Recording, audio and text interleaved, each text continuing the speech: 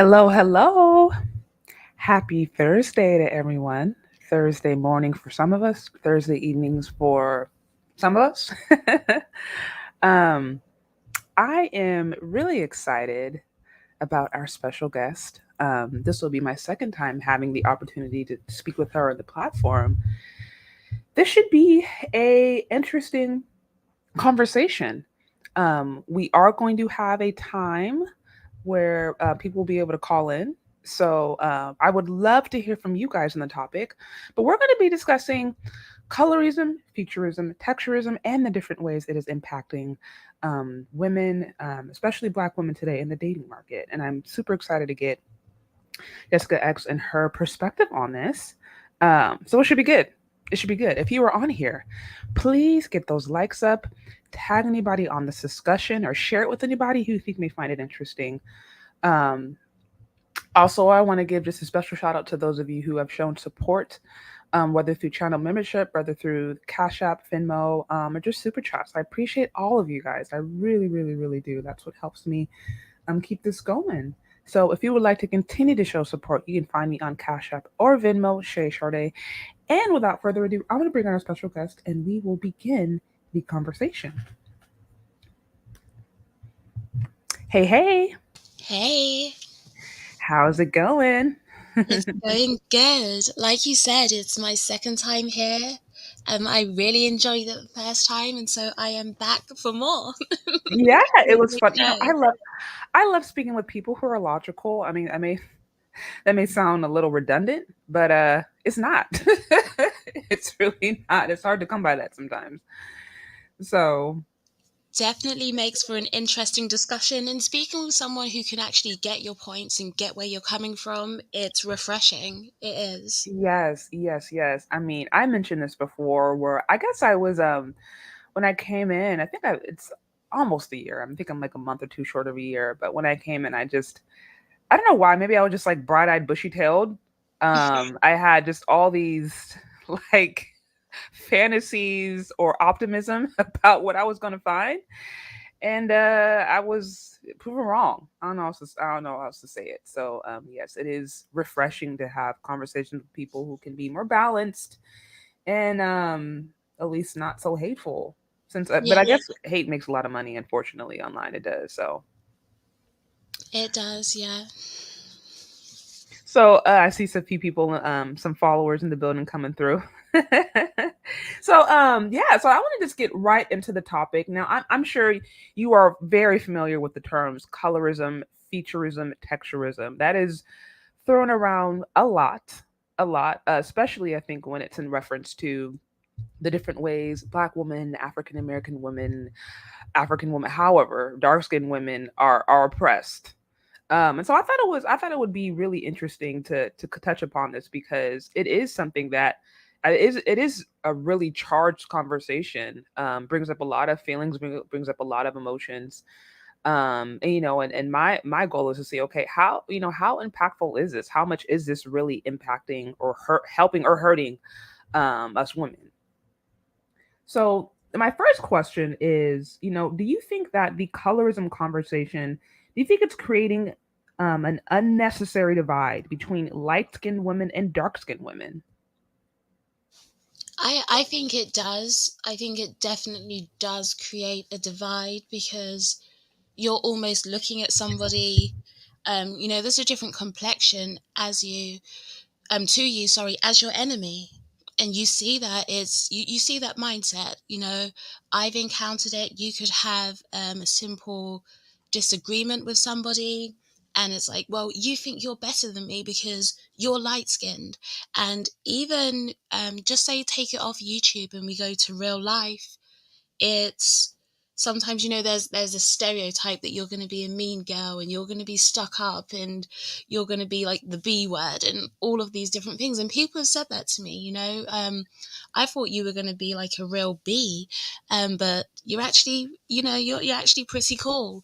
So there are these different stereotypes that come along with it, that come along with the narratives that are pushed, and it definitely does divide the community. It does. So what you're describing sounds like light-skin discrimination Do you know to what? a certain extent. Yeah, yeah. I don't. I don't make a big deal out of it, but it's definitely there. It's not only like, I've been told it multiple times, like a lot. So there definitely is that stereotype, and then it can make people almost wary of you, or they may not like you, straight away.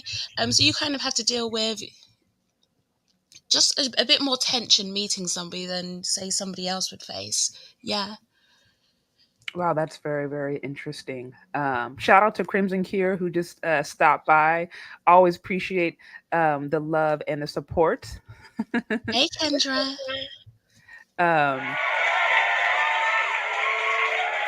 so okay, so that's interesting. I remember when I had interviewed a biracial girl a few months ago. She's half black, half Mexican. Now, for all intents and purposes, she just identifies as black because that's how she's treated. But either way, she's mixed, and so she would talk about how, especially growing up, she has her hair. She has a long, more wavy hair, and so she would talk about how she oftentimes would get teased, how she was actually getting picked on by darker skinned women, and she found it really confusing as a kid. And then now as she's older, she understands the complexities, and so she says she mentors young girls, and she tries to make sure that all the girls of different complexions, that she's really complimenting them. And she says sometimes she goes out of her way to try to compliment some of the dark skinned girls, because she recognized that they are kind of that they may feel that way sometimes. But it was interesting to hear her say that, she was the one that was bullied. She was the one that was picked on because of her complexion. And so often I hear it kind of the other way around. So that to me was an interesting spin on things. Yeah, I think it does go both ways, more than people think. Because Mm, people often think that, if you're a certain complexion, everything's going to be perfect. And, well, because I've, even with this conversation, it's a hard one, because people have told me, well, you have no right to speak on this topic. You have no right to mm. speak about these things. And I'm just like, no, I think it affects everybody, but it's not something that I lament on, or it's not something that I stop and think about all the time. I just keep it moving, keep it pushing. It's not something that I'm going to use to victimize myself. But is it there? Yeah. Really, really interesting. Really interesting. Special shout out to Raw for the 20 on the super chat. I see. I relate to Beast Mode Smooth, the YouTuber. His girlfriend is Ethiopian like mine, but we both have a West African heritage, so we're called sellouts. East African versus West African Featurism is only among women, but we're all black.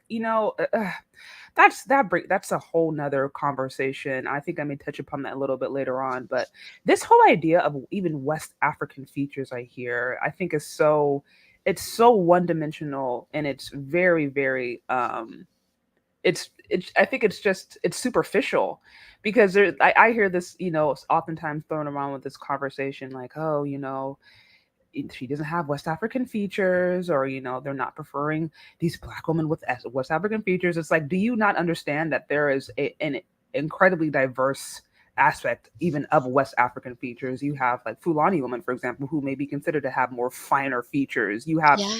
I mean, there's not, if we're thinking that a, any black person that comes from West Africa, which is, by the way, a huge, like, it's just a huge Huge landmass. region. Yeah. Yeah, that they all are just going to be like, BBWs with like wide noses, like the darkest skin out there, the kinkiest, shortest hair, and like huge lips. That's really a caricature at that point. You have an incredible variety of features even within that particular region. And so I think we kind of throw these terms around, not even necessarily really understanding what they mean. It's like there's different features, some even within just particular tribes or ethnic groups in that area. So it's just, I just hear this stuff and I'm like, I don't even think we understand what we're talking about. It's like sometimes we've read books from racist people, and then we're using their explanation of us to now describe who we are, and that I'm like, that doesn't make any sense.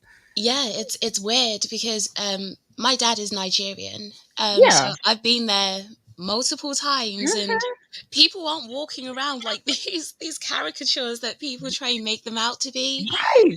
You're right. I'm sorry, you're right. There is such a diverse amount of features. There's Right. diversity in skin tone. Not everybody is going to be, having like specific features and super dark skin. There's such a variation.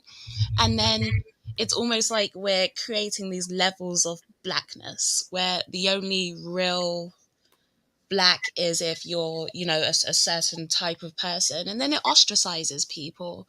And it's all, we can get into like I don't want to go too far off because I don't know your questions that are coming, but there is a psychology behind it, in that the more you create these barriers and the more you create these different groups, it ostracizes people, one, out of it. So it stops criticism. Because if I say to you, Chardé, you're a brown skin girl, Mhm, so you don't understand the struggles of a dark skinned girl. You can't mhm. talk on this.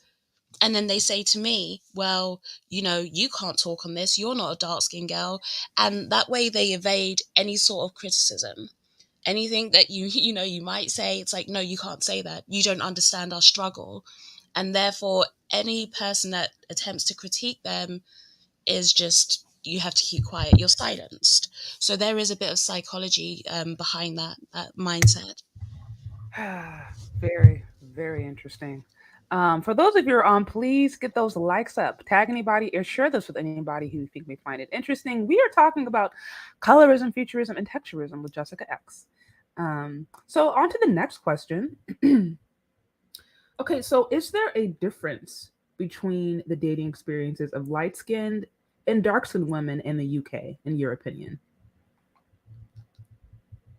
I think there there may be some differences. I Okay. honestly think the thing that's going to be at play the very most is pretty privilege. So if Mm, you're a pretty dark skinned girl, a pretty light skinned girl, you're going to have similar experiences. I think pretty privilege is much more prevalent than colorism, than, color preferences, however you want to put it. okay. I think pretty privilege definitely outranks that, and it's more about just your level of attractiveness more so than anything, as opposed to skin color. Because if you're a pretty dark skinned girl, you're definitely going to have plenty of options. If you're a pretty light skinned girl, you're going to have plenty of options. Keeping yourself in shape, that's always another one. So just depending on your aesthetic, I think that's mainly what is going to decide what's going to dictate your dating experience. Right. No, that makes I mean, I'll say this. I know a lot of very attractive dark skinned women who I personally have never heard them complain about, colorism. Now obviously that I know it exists. I'm not going to sit here and say it doesn't exist, and there are people. I mean, even if you think of that whole situation with Fresh and Fit that just came out recently, where they were like, oh, just even the terms they were using to describe black women was just, it was evil. So you have people out there who are very clear about the fact that they will evade darker skinned women or just black women, period. So I don't want to pretend that doesn't exist, but I don't know. Just in my experience, like I said, different dark skinned women that I know who are attractive don't have a problem getting attention and don't have a problem even finding serious relationships if they desire it. And I also know there's plenty of light skinned and even non-black women I know who struggle very hard to find men who are interested. So I just don't think that it's always just as simple as, oh, you're light skinned, you're gonna find love, you're gonna have it easy. Oh, you're dark skinned, it's gonna be hard for you to find love. I just don't know if it's always just that so simple. Yeah, same here. I think colorism does exist, but the extent to which it exists is definitely blown out of proportion. Is definitely blown out of proportion. And like I say, I think the thing that's at work most is going to be pretty privilege, as opposed to skin color.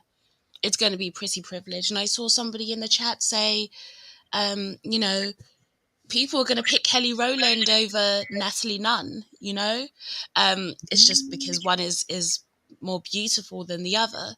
It just it is what it is. It's the way that it works. Um, so yeah, I think most of the time pretty is going to win. And there are things that, we can all do as individuals to work on that. Right. No, absolutely. Absolutely. Um, for those of you on, please get those likes up. Please get those likes up. So on to the next question. So you made a point about pretty privilege, right? And how, keeping staying in shape, staying healthy obviously can kind of help with that, since men are generally visual and generally prefer women who appear healthy, right? Appear in shape. That's just all across the board. It don't matter what ethnic group. So with that, would you say that the female obesity problem is a big problem in the UK as it is in the US? It's to be honest, the women here are not as large in general as the women over in America, but there definitely is a weight problem. There is a weight problem. So out of all of the races, the same here, black women are the most overweight. They're the most overweight out of any group. So Interesting. yeah, there's still that same dynamic. Now, in general, not as big, so not as high of an obesity rate, but still the most obese out of any racial group. So it's the same dynamic. And I've spoken to women who, and it's hard because it's going to be like, well, again, you can't relate, but you'll speak to them and they'll say, well, I'm having trouble dating and guys just want light skinned women. And the woman that I'm speaking to is clearly quite overweight. She's clearly quite overweight. And so, you'll say, instead of maybe thinking it's about skin color, have you worked on other aspects of yourself that, you could improve and make yourself a better option on the dating market? Try getting in shape, try losing some weight, try and get more healthy. And it's like, no, no, that doesn't matter because they still want to pick a light skinned girl. And it becomes an excuse. It becomes an excuse where you don't want to work on yourself, but you want an excuse as to why you don't have to work on yourself. What's the point of me working on myself if they don't want me because I'm dark skinned? It becomes that it's a crutch, and that's where my problem with it comes into it. I definitely understand that colorism can exist, but should it be used as a crutch? No. And what you find is the more it's used as a crutch, and the more it's just used, if you're somebody's countered your points and you're losing an argument and you say, well, colorism. I don't think people understand that when they overuse and misuse these terms, it actually makes them it weakens their point. So now when somebody says colorism, Right, everyone's going right. to be like, oh gosh, yeah, saying colorism again. Nobody takes it seriously because it's so overused, and they're actually doing themselves a disservice, or they're doing the people that actually have faced colorism a disservice by by overusing the term. So you're basically saying it can get to the point to where instead of colorism being used in its proper context, it oftentimes becomes an excuse for somebody to maybe not work on themselves or to not put in the amount of effort that they should when it comes. Yeah, it's somebody would have a terrible attitude or be overweight or clear. There are obvious flaws that you can see in them as an individual, but as opposed to them looking at those flaws, they put it down to colorism. And it's very easy to sit there if you have the mindset where you don't want to change, you don't want to work on yourself. It's very easy to say, well, it's colorism, versus saying, do you know what, maybe I do have an attitude problem, maybe I do need to work on my character, maybe I do need to lose weight. Those are things that you can change, but it takes work, it takes dedication, and people don't want to put in the work. They'd rather have an excuse as to why they don't put in the work. Yeah, you ain't lying about that. You are not lying about that. I mean, I think just the way in I would say it's not, no, it's not really a woman thing. It's black women in particular when it comes to our weight and us addressing what would keep us healthy. That is such a charged subject. It really is, because I'm not one to sit here and tell anybody that they need to try to look like, I don't know, a Japanese woman, for example, or you gotta look, you know what I mean? Like you gotta be a pencil because yeah, I do understand that like yeah, people with tropical body proportions, women with ancestry that traces to Africa, like yeah, your body's gonna be shaped differently than somebody who ancestry is from Japan. So like nobody is over here saying you gotta be a stick, for the most part. But I think we also cannot I don't think it's ever good to celebrate anything that would potentially cause somebody to be at risk for like diabetes, heart disease, premature death. And there's a difference between me where it's like, okay, this person either they're big boned or they're maybe they're naturally a little heavy or whatever. That to me is different than it's just like, no, you are legitimately a couple pound, you're maybe 100 plus 200 pounds overweight, and you don't eat healthy, you're not working out. This isn't a genetic thing. This is not a racial thing. You are putting yourself at risk. And of course, I'm not talking about those rare instances of people. Like I have people in my family who have actual medical conditions that keep them on certain things where, okay, maybe they are overweight because of the medical, like that's a small percentage of the population. Most of us out there, it's just a matter of either there's a lack of education, we choose not to eat better, we eat too much, and we don't want to work out. Like you know what I mean? It's just so, and that shouldn't be an offensive thing. That I think should be a, hey, let's really look at why aren't we valuing ourselves. Some of us, I think too, also we emotionally eat.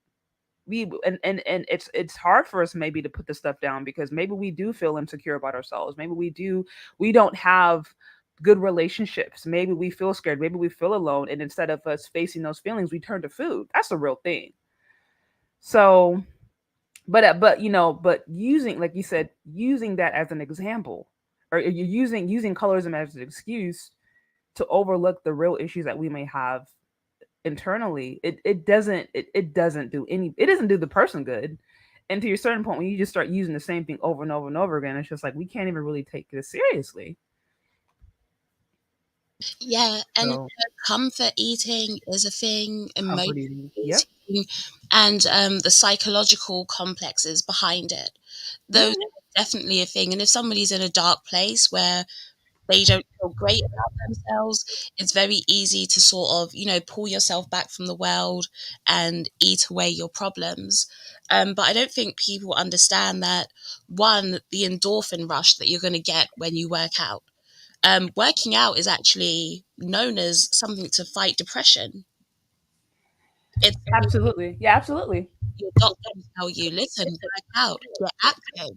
That is going to help the way that you feel about yourself because of the chemicals that are released. And not only that, one thing that's going to help you get over those psychological complexes is hitting those goals. So listen, you step on the scales, you're losing weight, you're looking better, you're better received by the world, and then you start to realize, okay, these problems that I thought I had, I thought it was colorism, but now I'm getting out here, I'm stepping on the scales, I'm losing weight, and I'm getting more attention. I'm actually able to go out there and meet new people. You're going to feel good. And that feeling good is actually going to help take away some of that emotional distress that you have. So not only is it going to help you aesthetically, it's going to help you mentally, and it's going to help you physically. And I think that's how people have to look at it. There are multiple ways that it's going to benefit you. And like you said, nobody's asking you to be a stick. Nobody's saying, you have to be out here and be, 100 pounds. No, but be healthy, be active. Your body is actually a sign of the way that you can bear children. If you're a woman that's grossly overweight, that's going to affect you during pregnancy. It's going to affect your fertility. And it's going to say something about you as a parent because if you're making unhealthy eating choices, what are you going to pass down to the children? The mother is going to be the person that is providing the food, making the food. So if you're making unhealthy eating choices, that's going to translate down to the children too. And so they're going to be eating unhealthily. And I don't think sometimes women understand the way that you're analyzing. Men analyze this stuff. They're looking at it and they're putting two and two together. And I think for women, think about the way a woman is going to say, well, I need to make sure that if I'm with a guy, he's stable, he's productive, we're going to have children, we need to have food in the house, we need to have this, that, the other. And women can understand that stuff. So women need to understand that men are going to analyze their families too. They're going to analyze who they're going to have children with. So Right. there's multiple benefits. Absolutely. No, absolutely. I mean, and then when when you start work, it's kind of like it's like a domino effect because, like for example, you eat crappy food, you don't want to work out, and then because you don't work out, your energy's lower, you kind of feel bad, you're more prone to mental issues, and then it's kind of like a domino effect. But if you find yourself, you step in the gym, if you worked hard in the gym, you're less inclined to want to go for, you know, that Twix bar or a bag of some processed chips because you're just like, I worked this hard. I'm not trying to kill it on something that's not worthwhile, at least for me. So, for those of you on, please get those likes up and tag anybody on this discussion who you think may find it interesting. We are talking about colorism, featurism, and texturism. So you made some really, really interesting points about, just the overall obesity problem, the weight problem in general. And while I know in America it affects everybody. Americans, period, are overweight. Unfortunately, African American women tend to be the leader in that, the leader in that particular challenge. But on to the next question. So, okay, so have you noticed that most divestors promoted on social media are in shape? I think this is one of the craziest things that caught me about the divestors. Um, they're unsuccessful when it comes to dating, just within the race. There's a reason for that, but they want to overlook that reason. So they want to overlook the fact that they're overweight and say, okay, do you know what? I'm going to go over to white men. They look at the problem not being that they're overweight, they look at it as a flaw in black men. So I'm not getting chosen because black men ain't ish. I'm not getting chosen because black men are colorist. I'm not getting chosen because black men just want white women. I'm not getting chosen because, and they project all of this stuff onto black men. And so then they say, okay, I'm going to go over to white men. I'll say white men are even more intolerant of women that are overweight. So if you're Oh, struggling within that's the black fact. community, you're going to struggle even more going out. So I just don't get the logic. You will see a lot of the time when black women do successfully date out, the men are in shape. The women are in shape. They're in shape. Because listen, I mean, we already know this. Brad is not going for no BBW. Come on No, now. We know. I mean, if you actually talk to white women, I mean, if you listen to the white manosphere, and I've kind of heard this, which I don't know if it's true or not, but they're talking about, even now some of the black manosphere, how they've taken some of these terms, things like land will and different things. Black men are the most body positive. Let's just be honest. Okay. yeah, They are the they're the most most body positive, accepting. the most accepting. And so now I feel like we're starting to see more of this weight conversation within the black manosphere, maybe as a pushback. Cause you got women over here talking about, oh, well, he's broke. So he better cash at me, or he need to do this, and that, or else I'm not taking him out on a date. And this be a sister that's you're talking, she's 100 plus pounds overweight, and so I think as a result now you starting having these dudes clap back. But it's like, but black men are you. How many of us know? How many of us know a black man married to a BBW and is cool with it? Like that's just a part of black culture. But you don't see that. I don't see Chinese men over here walking around with you know with a large woman. I No, rarely see that. If I do, maybe they're like in their 80s, but like you don't see it. You don't see it with Chinese men. You don't see it with Korean men. You surely don't see it with white men. You're not seeing that. And if you are, then you already know that where they're coming from. It's certainly not the wealthy. Certainly not the wealthy folks. like um but just Brad, yeah, Brad just is not checking for. He ain't checking for BBWs. Brad, at least out in the, we just I pulled the numbers on this a few days ago, where it's like right now, white men are marrying black women at a rate of less than 1%. I saw So that. Yeah. yeah, so it's like, what are we even talking about, y'all? Expanding our options to where? Because Brad ain't, he's not checking for Brad y'all. isn't checking for you like He just that. It's isn't. I'm listen. I'm sorry. just gonna keep it real. I was reading a study, and it was like 87%. I think it was something like 60. I can't remember exactly now. I think it was something like 60 something percent of um white men were willing to date out. But out of that 60%, basically almost 90% said they would never date a black woman. Far more than any other race, right? Because some said they would never date an Dang. Asian, but black women at 90%, they said they'd never date a black woman. So white guys aren't checking for Dang, you that's like that. crazy. They're just not. And the ones that are, you don't even meet their requirements because you're overweight. And sometimes you just have to keep it real. Sounds harsh, but it's true. They're not Dang, checking that's for you because crazy. you're overweight. So not only are the amount of them that are checking for you low, but the amount of them who would be checking for you, you don't even qualify. So where are you divesting to? Who are you divesting to? You're divesting to loneliness. I should be laughing because it's not funny. It's It's true. They're still single. Listen, you see the divestors about, they spend all of their time harassing either, black men on YouTube. They're over here, in your comment section. And I think, as Chardé said before, the lines are going to open. So if they can come up and shed some light on, if they think that we're wrong, feel free to come up. But they spend their time over here in these places, like I say, over on the black men's channels, talking all sorts of stuff in the chat.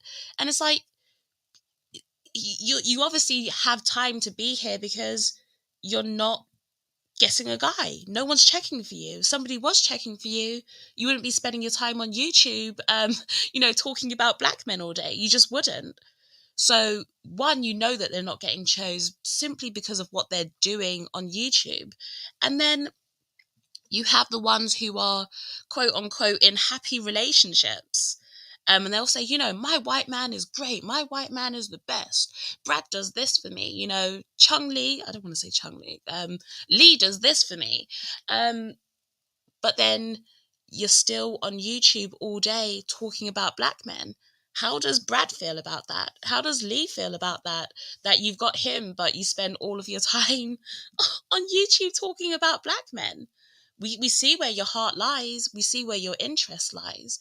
Your interest doesn't really lie in Brad. Your interest lies in black men still.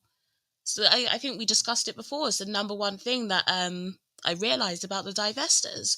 So I say to the divestors, stop fronting, stop the cap. We don't believe you. We know you want black men. Hit the gym, work on your personality, do what you need to do, and come back to the table. We know what you want. Do the work to get it.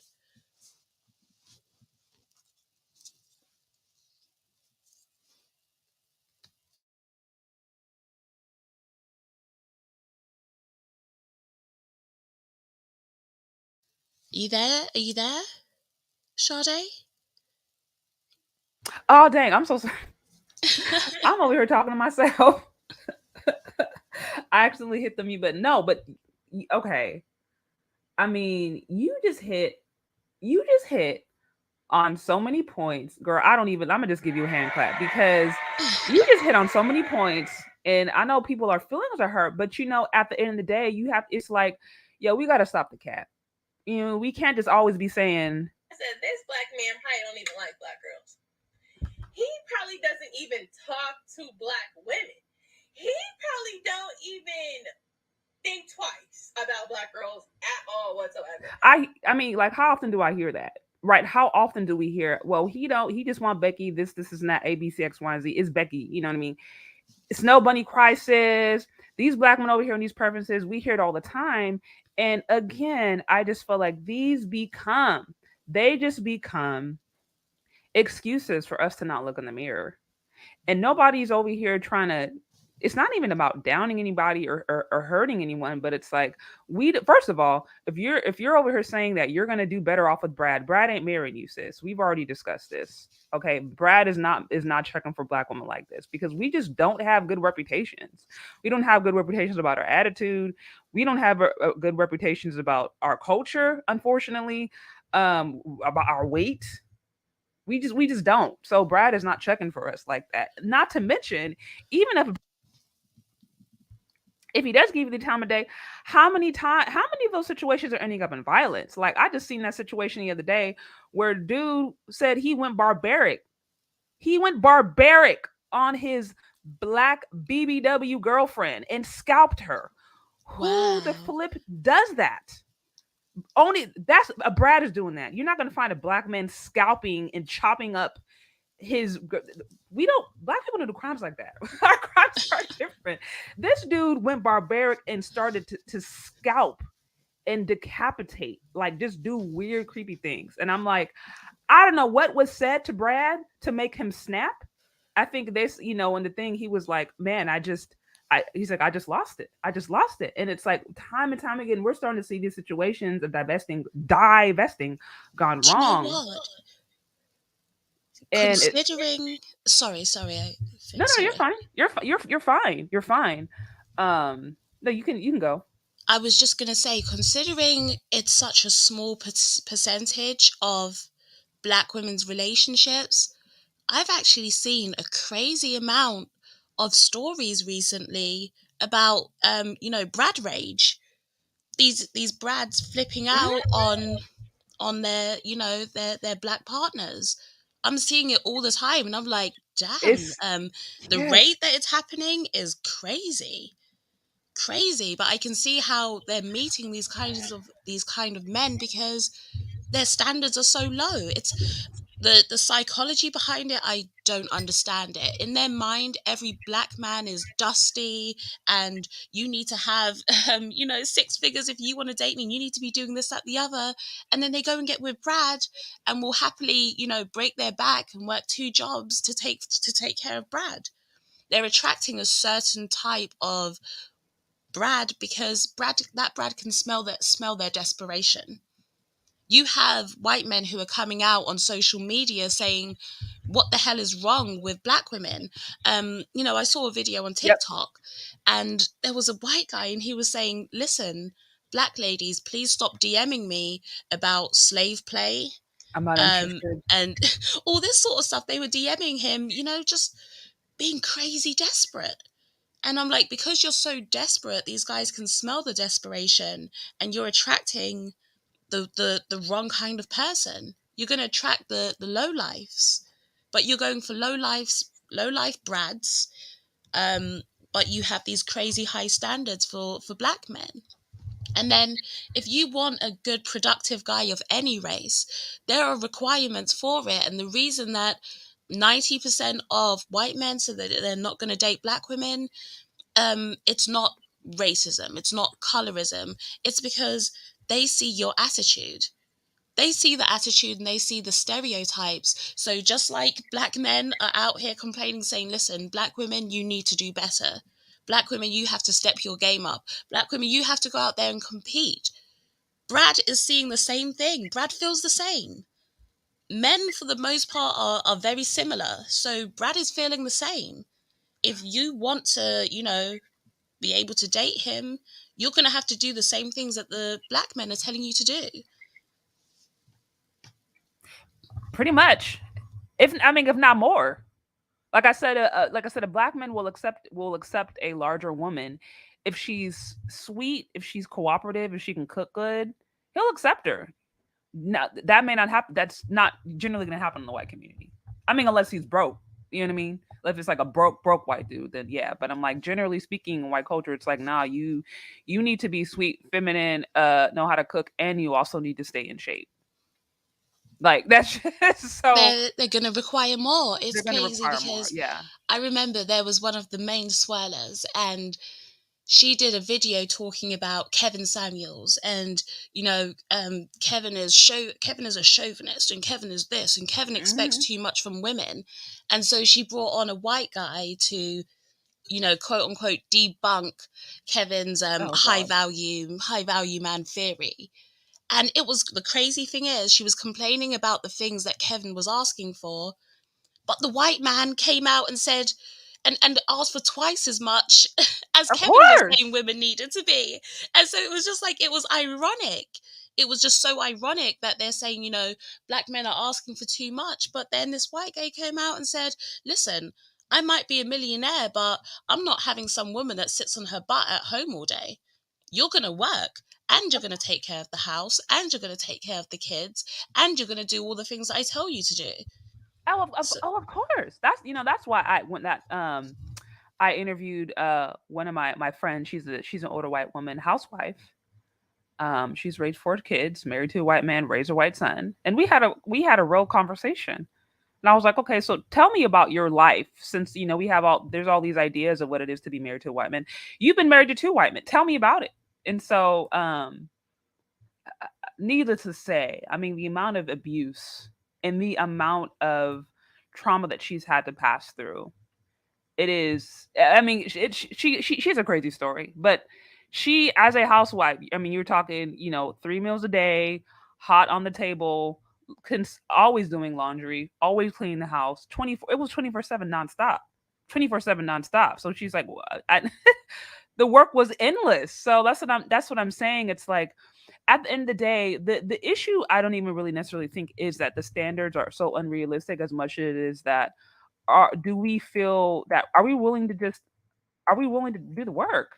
I mean, just relationships require work, period. There's no way around it. And it's not going to get easier just because you leave the ethnic group. If in some ways it may get harder, or it's going to be more complex, because now you have to understand that culture. And many of other cultures are just not as lenient as we are in black culture. Because like I said, you may clap back to Brad, somebody of another ethnicity, and you end up decapitated. Black men are to a certain extent, I think, have been accustomed or groomed, for better or for worse, to women talking back to them. yeah. But a Brad, you know what I mean? Like I said, he may go barbaric on you. And the words of, I can't think of his name, but this just went viral like a day or two ago. He may go barbaric on you if you try to talk back to him. So, for those of you on, please get those likes up. Tag anybody on this discussion who you think may find it interesting. We are talking about colorism, featurism, texturism, and just the different ways that this can impact Black women in the dating market. I want to give a special shout out to those who've shown love on the super chat. I see Black Bridges podcast. Black men just want feminine, fit, some, and friendly. Literally, it's pretty simple. That is the bare minimum, not too much. To ask woman to be a woman is the bare minimum. And if it's too much for her, then just leave. And you know what? I think at the end of the day, that's fair to say. If a woman just doesn't want to have to work, then she shouldn't. She doesn't have to work. But you shouldn't then go and complain and say it's because men are trash. It's like, no, maybe it's just because you don't necessarily feel like they're worth you doing any work for. Just, leave it at that. I see Black Bridges podcast. It says, you're going to speak on these clowns on stale and fat podcasts with these we ain't night writers nonsense. I think if he's referring to the fresh and fit, which that was pretty bananas. Also, shout out to Hakeem with the 5 on the super chat. I see, hey, Chardé. Okay, so on to the next question. Let me pull this up for you really quick. So, let's see. So, okay, I'm sure you've heard of this idea of corrective promotioning. Mm-hmm. So, do you think so-called corrective promotion will work for Black women? No, no. You see, the corrective promotion is one, it's okay. So it's something that's media based, and obviously, media is effective in creating the ways in which we view other people. And I do get the idea behind the corrective promotion. And I think, listen, a movement where it's about improving the image of Black women, I'm here for it. Me too. But the flaw that I see in it is that you can do as much corrective promotion as you want, as much as you like. But if people aren't seeing that transferred into real life, then it becomes pointless. Because you have just think of like the prominent black female celebrities. You have Sierra, a mother of I don't even know how many children now, out here twerking topless. You Right. have Right. all of the I mean, images of black women are that part. hypersexualized, super attitude, super in your face, strong, independent. All of that stuff is still there. So yeah, you can try the corrective promotion, but it's still far outweighed by the negative promotion, still You. far outweighed by that. Mhm. And I think instead of corrective promotion, how about actually making an effort in real life to teach your daughters certain principles? That's where the corrective promotion is really going to kick in. So when we're going about in our everyday life, we get to see that corrective promotion, because that's really where we're going to, get our thoughts and views shaped from. If I can look at, the media and see, um, this black women in luxury movement and all of these different things going on. But if I'm in everyday life seeing something that's like the complete The opposite, complete opposite. I'm gonna know. I'm gonna think what I'm seeing on TV is a fairy tale. It's a fairy tale. It's not real. Oh, It's it's not real. literal fantasy. I'm thinking about doing another topic and really diving deep into the luxury promotion, luxury lifestyle, and how it's actually impacting women, their mental health, their emotional well-being. Because the reality is, well, certainly in America, just your average American period, apart from ethnicity, is not living like that. A lot of people right now are struggling. Pandemic, jobs lost, people not wanting to go back into work because they're not paying enough. Like people are struggling, and so I'm thinking, how are we in an inflation promoting a luxury lifestyle while people are being evicted, can't find a job that pays enough, and oh, by the way, single women, single mothers are, most at risk for being at the poverty line, which happens to be black women or minority women who are the highest when it comes to those numbers. So I'm like, if you just look at the pure Yeah. numbers, we, especially as African American women or just black women, period, are not living like that. That's not our experience. And so when you go online, there's all these boss babe level up chicks, and I'm looking at the stats and I'm like, well, where? Because we are not making a lot of money. We're not doing well economically like that. So how are we not doing well economically, but at the same time really promoting an image? And it's one thing to aspire. I am not against anybody who wants to aspire to something, but I actually think I'd listened to a Chrissy video and I want to listen to more of her content because if I'm not mistaken, I think she's the one that really is Pushing it. Yeah. pushing that. Yeah, so I'm interested to listen more and really get a perspective. But I do remember listening to one video maybe a week or so ago where she talked about promotion, and I remember her making basically saying that she wanted the appearance. It was important to have the appearance, right? And to have women presented in different ways, having dark skinned women actually presented in certain ways. And I'm like, okay, that's not necessarily bad, but I'm like, if we're just focusing on the appearance and the promotion, appearance and promotion is not necessarily reality. And a lot of the different corrective promotion things that I have noticed, many a times, they're models. I know of a model right now, aspiring model, very beautiful. She takes a lot of lovely photos. She'll go to, she'll be hired to maybe go to a mansion here or go to a beach or go to these different things, and then in her free time she Ubers and Lyfts to make money. So it's like we use models, maybe we'll use dark skinned models, young dark skinned fit women who already are a minority of the population. We use them in these marketing campaigns, and those women are even going back and driving Lyft and Uber. And most women right now are not living like that. So I'm like, what are we even Right. doing when we're promoting a lifestyle that your average person just will never have? Is that helpful? It's not. One, it further perpetuates the unrealistic standards that people have when they're looking for a partner. because the standards are already unrealistic in terms of what a man has to make and all of that sort of stuff, but it's just perpetuating it. And Okay. it's a standard that most people are not going to be able to achieve. And then you have all of these people who are looking up at this, this promotion and saying, okay, I need to be like that. But like you say, even the girl that you're looking at that you think lives that life, even she doesn't live like that. She doesn't. So you're looking at a fairy tale. You're looking at something that doesn't exist. It's unrealistic. So women are chasing something that doesn't exist. And they're keeping themselves single. And then they'll convince themselves, well, black men just aren't doing enough. Black men just aren't doing it enough. And it's like, no, what you're looking for does not exist. It doesn't. And in the amount that it does exist, there's not enough of it to go around. There's not enough of it to go around.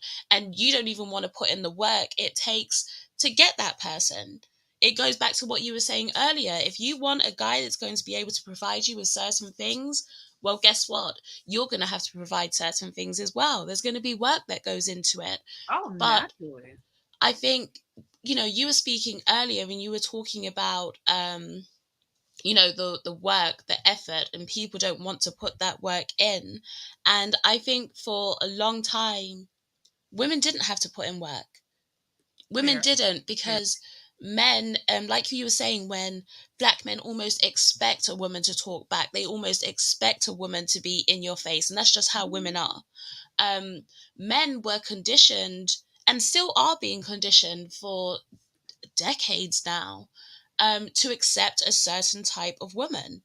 Mhm. Men have been conditioned to think that way, and so women were able to get away with having that attitude, with being overweight, with bringing multiple kids, and just a man saying, okay, I'm going to come in and take look after them.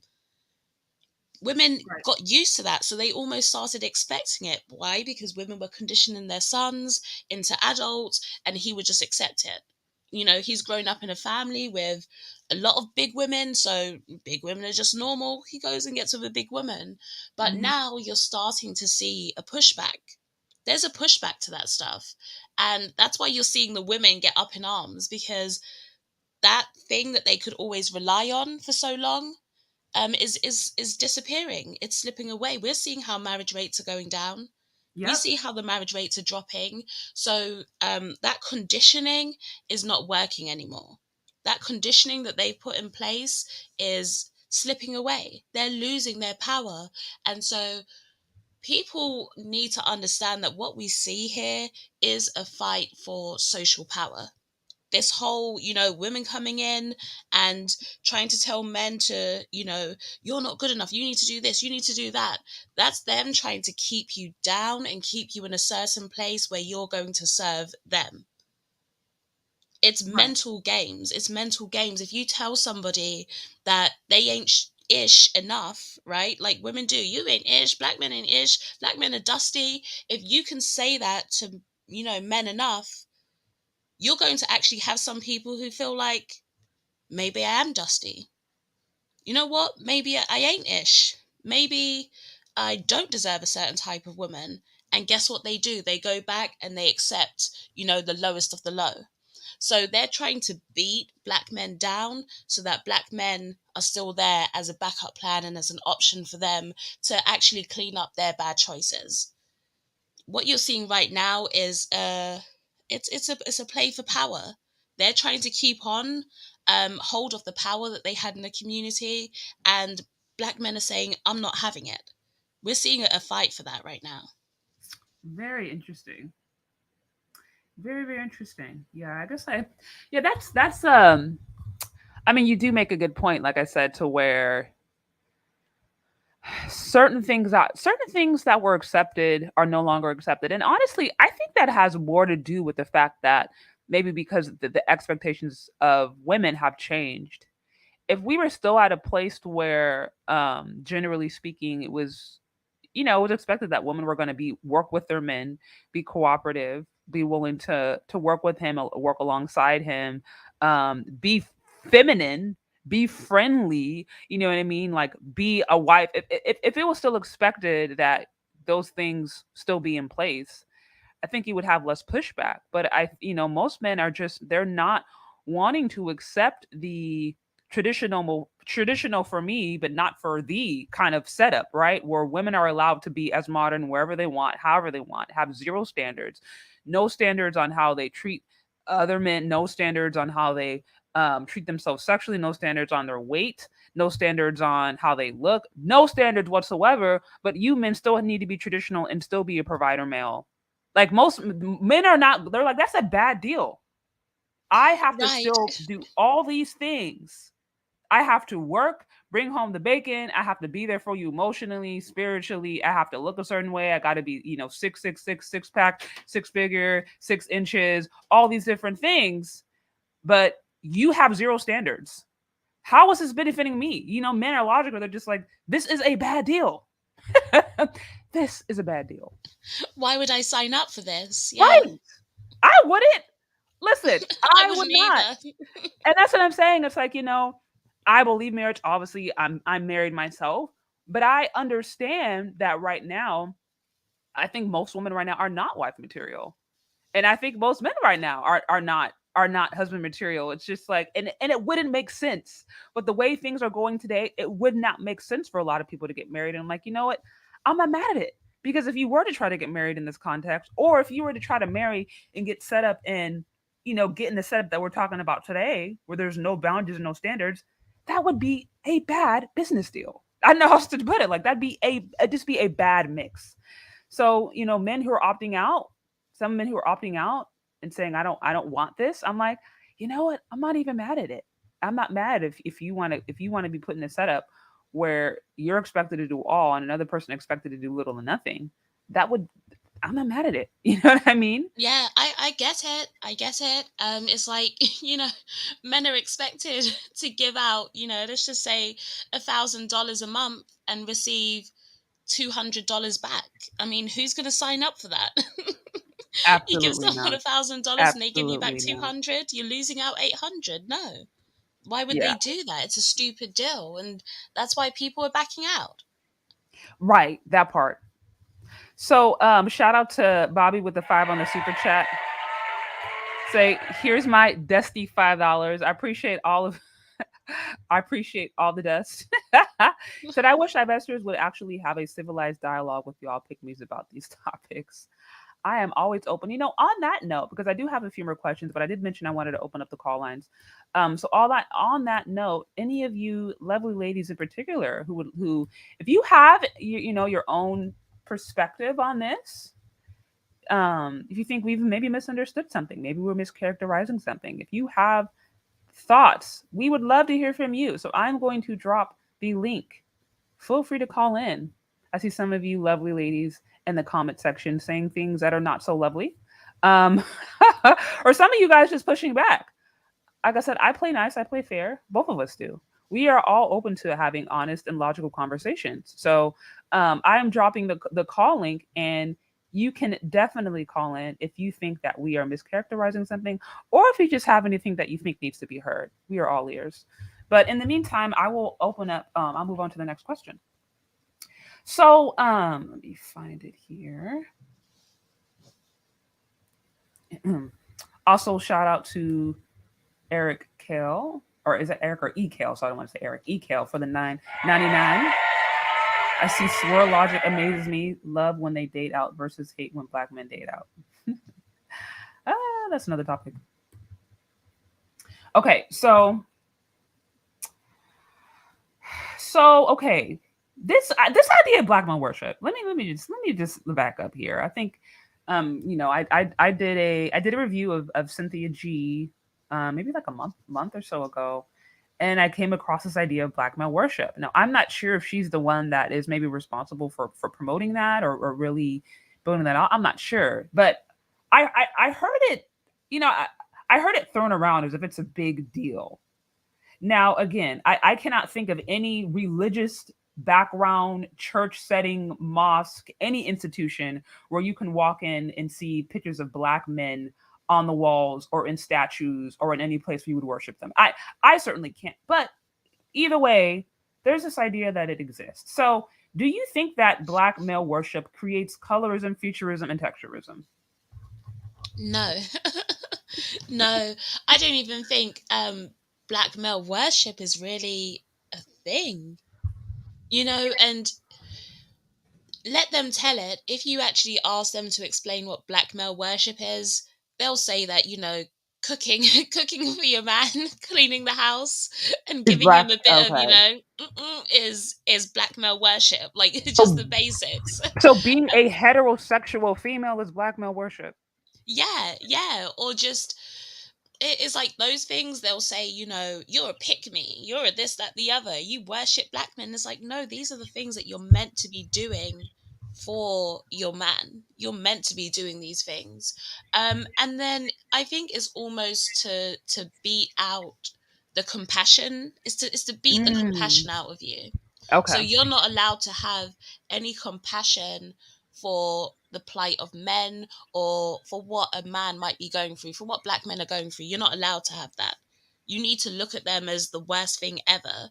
It's all of these different theories that are basically, I don't want to say dehumanizing black men, but for you to not care about them. That's basically what they want you to do. They want you to not care.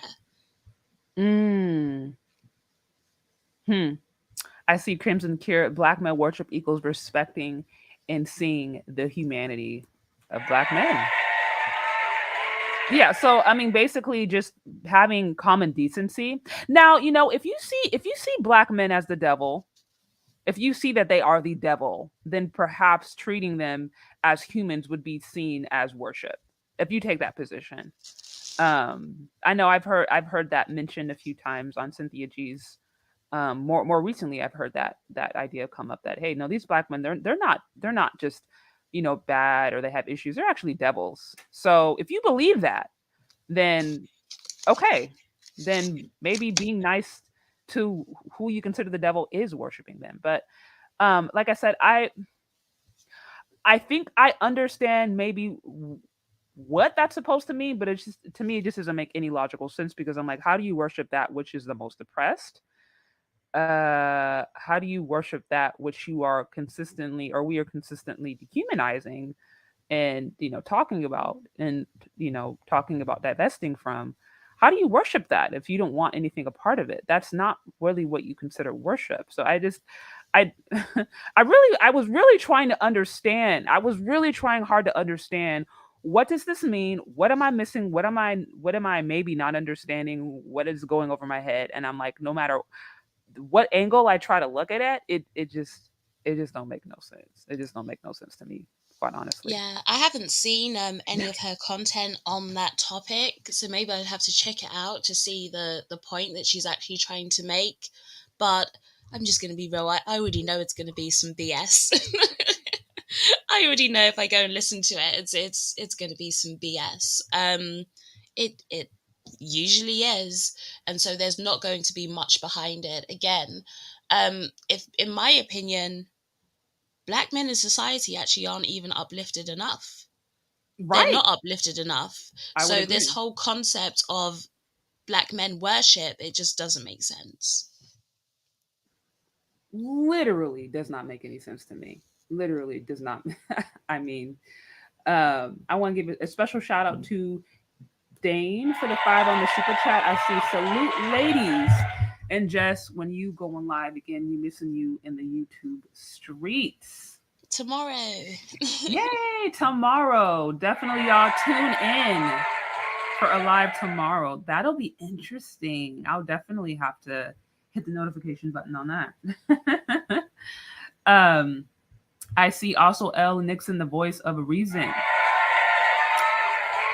I see good afternoon, Shay. Hey, Jessica. Good to see you. Holla at your big bro. Pray all is well. Hey, Al Nixon. I also see Young East. 22 is the rise of the pick me. Y'all, can I just say, look, all women are pick me's. All women are pick me's. They are pick me's for the right men. Now, I think what happens is sometimes women end up being pick me's for the wrong men, and it ends up blowing up in their face, and then they become upset. But the nature of a heterosexual woman is to be a pick me, is to want to be picked. Because Hmm. again, Unless a woman is willing to get down on her knees, grab an engagement ring, and present it to the love of her life, unless she is willing to propose, she is waiting to be picked. She is waiting for the day that the man that she desires or loves is going to pick her and say, "Please be my wife." So by definition, all women are pick me's. But like I said, some embrace that as a sign of heterosexuality, maybe as a sign of something positive, and then some see it as, I think, quite literally an odd against them. They see it as maybe this is something that I can never be, and instead of actually maybe calling a spade, they would rather just demean or perhaps, I don't know, complain against those who are okay about being their feminine selves, who are okay being picked. But at the core, every woman wants to be picked. Every single woman wants to be picked. It is what it is. I've yet to see a movement of women who are saying, you know what, we want to go and pick these men. We need to promote more women proposing to men. We need to promote more women, leading the charge of finding their husbands and, planning how to plan the best first date to secure your man, how to find the best engagement ring to, get him to fall in love with you, how to plan the perfect honeymoon getaway. Like, uh, I have yet to see a big push for women going and finding and picking their men. So, y'all, all women are pick me's. It's just some embrace it, and some, I guess, are able to do it successfully, and some feel like they fail at it. And I think that's why there is some hate associated with that term. But those are just my thoughts, y'all.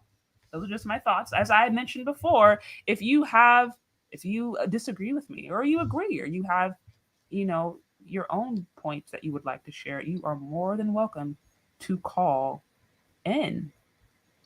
Okay, so let me move on to the next question here. And y'all, if you're on here, please get those likes up also. Please get those likes up, and definitely be sure to tune in to Jessica X tomorrow, who's going to be going live. That'll be exciting. That'll be really exciting. Okay. Okay, so on to the next question. So I'm trying to think. I mean, this conversation, dark skin versus light skin versus mixed women. I mean, I think it's overplayed, but nevertheless, it is a constant topic of discussion. So, okay, why do you think that dark skin divestors hate light skin and mixed women while wanting to marry and procreate with white men?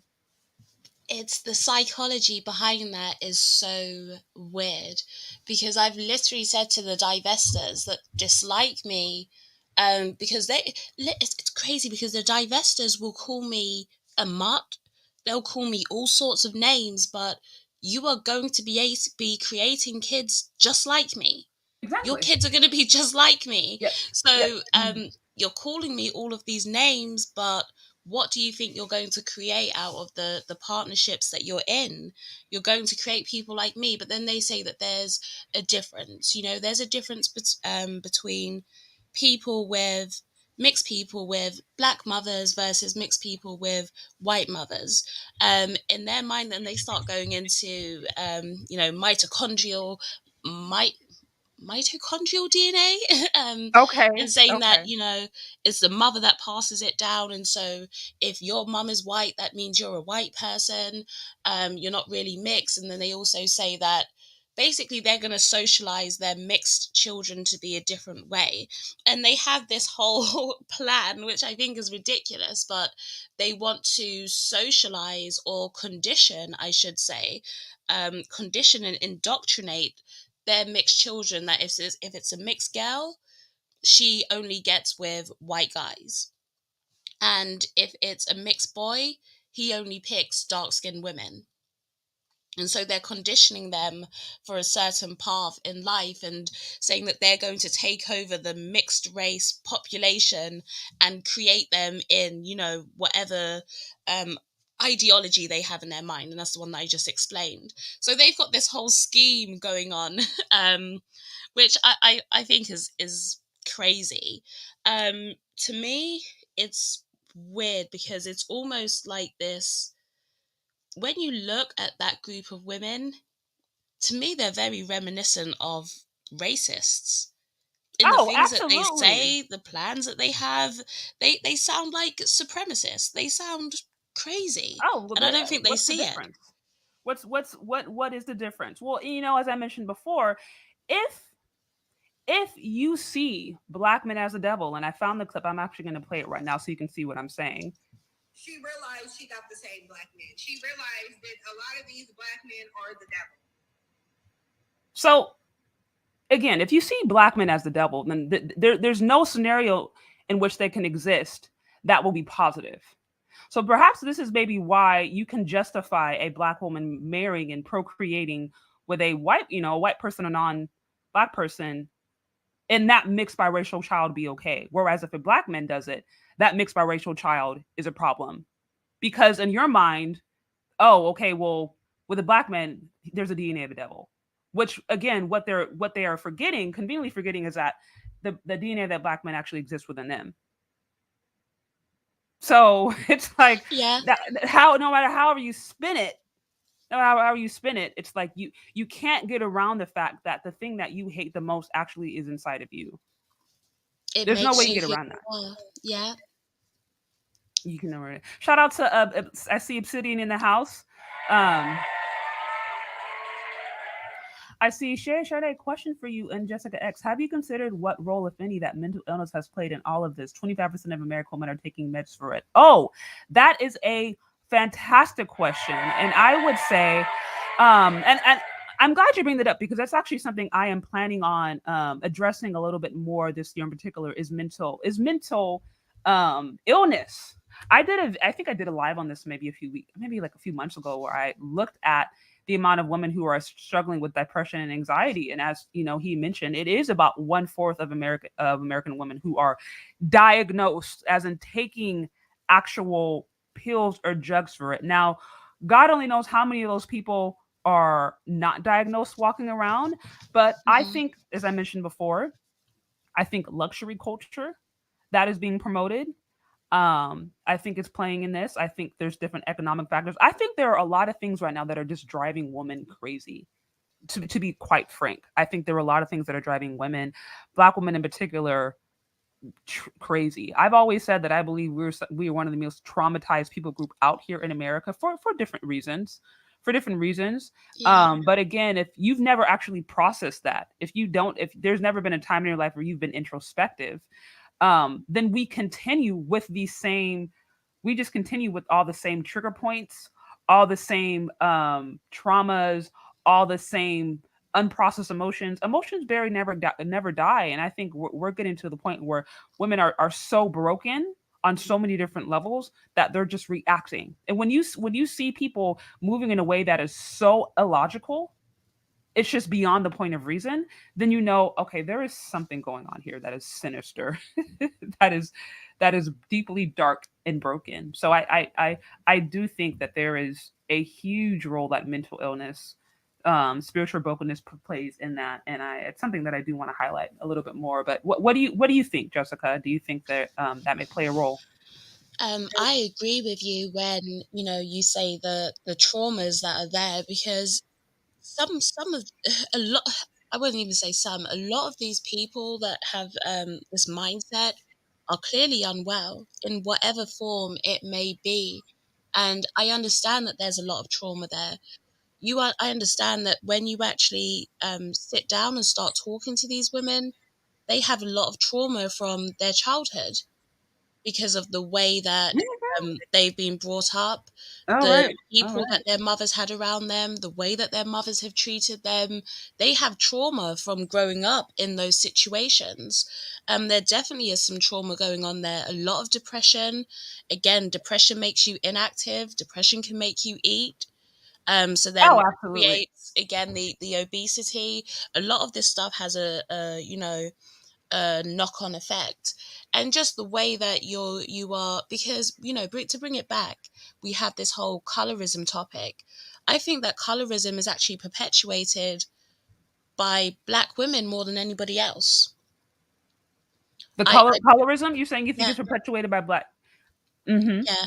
And, I've got experiences of that myself if we go back to my childhood, Mm. because, you'd meet people, and even as a kid, it would be like, oh, you're so pretty. Oh my gosh, I love your hair. And then Mm. the other girls wouldn't get the same thing. And I can see the look on their face when, I'm being told that I'm pretty, and then they're waiting for their turn to be told that they're pretty, and it doesn't come, and you can see the heartbreak in their face. And so I will go out of my way to make sure I tell all of these girls that there's something beautiful about them. You Right. have beautiful eyes, you have such a pretty smile, oh my gosh, look at those dimples, aren't you a cutie? To Mm. make sure that I build that self-esteem that they're not necessarily getting from their mother, who should be the one there to instill that in them, and to instill that sense of comfort in who they are and what they look like. Because a lot of this is starting in the home. You'll be doing their hair, and it's like, oh gosh, I have to work through this nappy hair, and oh, your hair That's is such right. hard work, and relaxers in their hair from the time that they're still small, and fake hair in their hair from the time they're still small. And what image, what message are you putting across to your children? You're telling these little girls from the time that they are small that they are lesser than. And this is coming from the women, because when those comments were happening where it's like, oh, you're so pretty, that wasn't coming from the men, that was coming from the women. That was Yeah. coming from the women, not the men. Mm-hmm. Mm-hmm. No, absolutely. And so I Absolutely. think a lot of it, like I say, is perpetuated by the women. They're reinforcing this notion that they're saying that they hate. Oh. It's weird. It's a weird dynamic. Oh no, absolutely. Absolutely. And I think what we choose to forget is that, okay, let's just say that black men do perpetuate colorism, which we've seen instances of it. I've experienced instances of it. Who is raising those black men? Who is the one that is responsible for teaching them values? Women historically, really, we're all across the board, are the ones that are most likely to instill those values of culture, of self-worth. I mean, women, they're the first teachers. They are the first teachers. Yeah. And so how many women have encouraged their men to marry lighter skin, or say things like, oh, she has good hair? I mean, I could think, many black women out there that can think of comments that they've heard from their mothers, their aunties, their grandmothers, their cousins. It's like, good hair, bad hair. Like, ooh, girl, you got to get that pressed. Ooh, girl, you need to go to the shop. Ooh, girl, you need to, you know what I mean? When your Yeah. hair would start to frizz up, when you Mm-hmm. go outside and, your press and curl now is getting, how many of us have heard that from our own mothers and our own? So we can't just act like this exists in a silo. I think both parties have a level of responsibility. And really, at the end of the day, if we don't feel comfortable in our own skin, we don't feel beautiful in our own skin, we're going to perpetuate that, and we are going to exude that energy.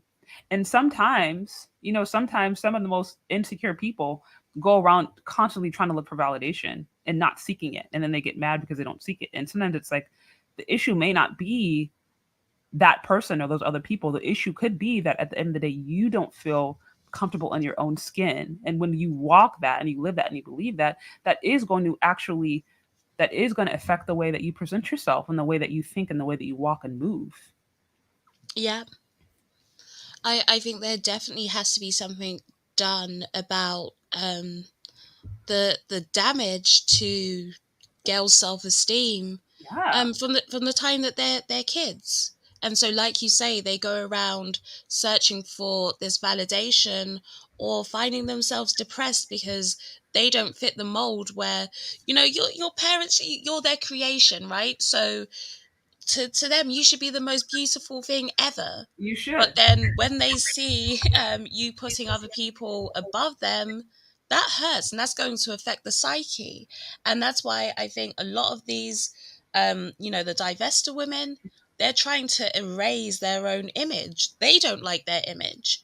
They are the same women that will fawn over a lighter child or create those complexes. They are creating the complexes that they complain about. And we see that through the children that they're going out of their way to try and create. It's one thing if, listen, You meet someone, they're a different race, you guys get on, you have a spark, chemistry, and you get together. Versus you purposely seeking and having this plan to change the image of the race. And all of this actually really speaks to the psychology that they have, and it's a psychology of self-hate. They hate themselves and they're trying to erase their own image. And I don't know whether they're aware of it or not. I don't know whether they're Right. aware of the psyche that they have. I believe some are, but I don't know if all of them are. But that is exactly what they are doing. They are the modern day supremacists. Mm, absolutely. Absolutely. I want to give a special shout out to Raw for the $10 super chat. I see it is very hard to be a red pill black man aware of woman's darker manipulative nature, but also pro black family when your woman expressly call you everything conceivably negative across the spectrum. Across the spectrum,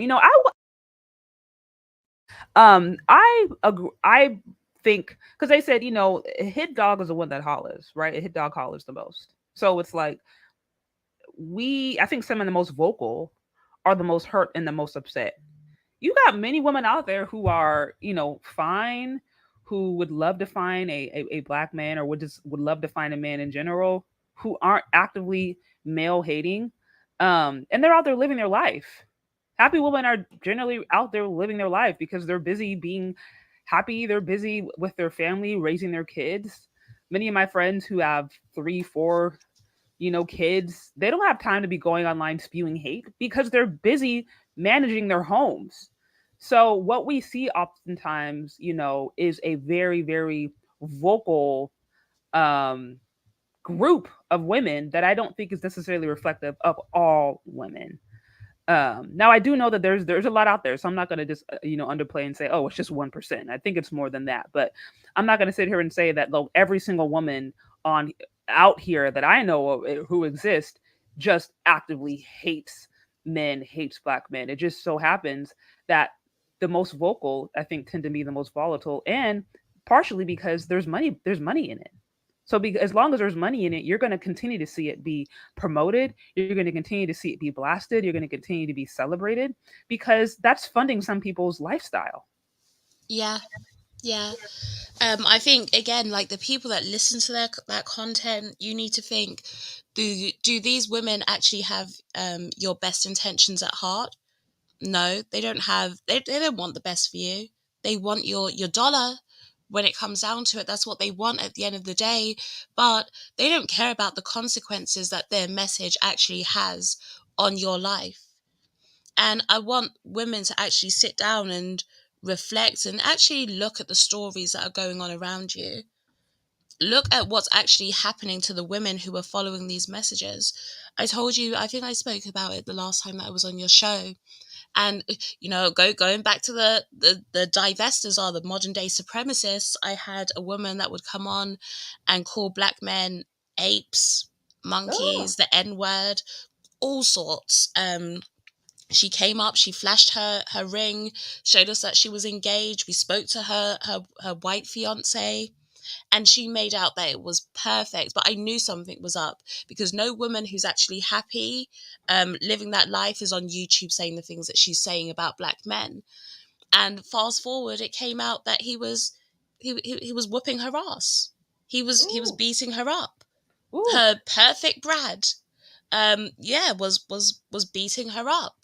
And that's why I want them to be honest. Look at the women that are around you. Actually look at their stories and see, are these channels that you're following, are they creating successful relationships? Are they benefiting the women that are listening to it? Because that will tell you everything. That will tell you everything. The results say it all. And these women are not getting results. They're not. They keep listening to this content and they get more bitter and more bitter and more bitter, more angry, till they become unbearable to be around. So they become reclusive from their real life. And the only thing that they have as a vent is YouTube. And so they come back to YouTube. Their comments get more disgusting. The things they say get more disgusting. They get more angry. It's a cycle. You can watch it all happen. And they're still single. They're still not picked because they're horrible people to be around. No one wants to be around them. No one wants to be around somebody that spews hate. And if you think that you're going to go and get a white man and you're going to sit there spewing hate about black men all day, he's going to know something's up. No one wants to be around a miserable, hateful person. And that's what a lot of these women are. They turn into miserable, hateful people. And so take a look and actually look at yourself and say, where am I? Would I want to be around me? If I was a guy, would I want to be around me? Actually, honestly, ask yourself that question. And then you'll realize why you need to change. That part. That part. Well, this looks like we have a call in, so I'm gonna add them to the conversation and see what they have to say. Hi there. Hi. Hi. How are you doing? I'm doing great. When I Hi. had came in late, I had saved the stream. I was like, I gotta watch this, and then I looked. I'm like, oh crap, I'm late. But Is that Angela? I yeah. That is Oh, you Angela. look gorgeous. I like your new picture. Oh, thank you. Yeah, I agree with Jessica. It's the women that perpetrated more, and I know this because when I was growing up, the main ones I heard talking about someone's skin tone, especially hair, was other black women. And you better not come outside with your hair looking, kinky or frizzy or whatever. They'll be the first to tell you, well, your hair needs to get done, or they'll say you need a perm. But they really, really Hmm. enforced it, and they're very mean too. So when Dang. they tell you, their tongue is vicious. So it's mainly them. They raise their daughters that way. I mean, I'm a 80s baby, so when I was coming up in the 90s, it was all about perms. Perm, perm, perm, perm, perm. Yeah, yeah, yeah, Perm yeah. that That's new facts. growth, perm that new growth. When I first went natural, I was what, 21. I did that on my own, and this was way before I even found out there was a natural community. Like, I had no clue that even existed. It's just something that I wanted to do. My dad didn't care. He didn't react. He didn't ask questions. I don't think my dad noticed to care, but my mom, she went off. She had a disdain for my hair, and I remember asking her, I said, well, it's my hair, it's not yours. Why do you care? She said, well, you're my daughter. You represent me. So when people see you, I want them to see a very beautiful, pretty girl. And I remember thinking, oh my gosh, she really just said that. I'm like, are you serious? My face features have not changed, whether I have a fro or I got my hair straightened or not. And she was dead serious. Like, my mom always had something to say. Like, she just despised my hair. It was just weird. Well, until my fro got bigger and it got longer, then it was beautiful and pretty. And it's like, who cares? It's the same kinky hair. Now it's pretty because, I can stretch my fro out and it lays down, or it's just a bigger afro. But it is from the women, because my grandmother, her mom, she's like anti-black.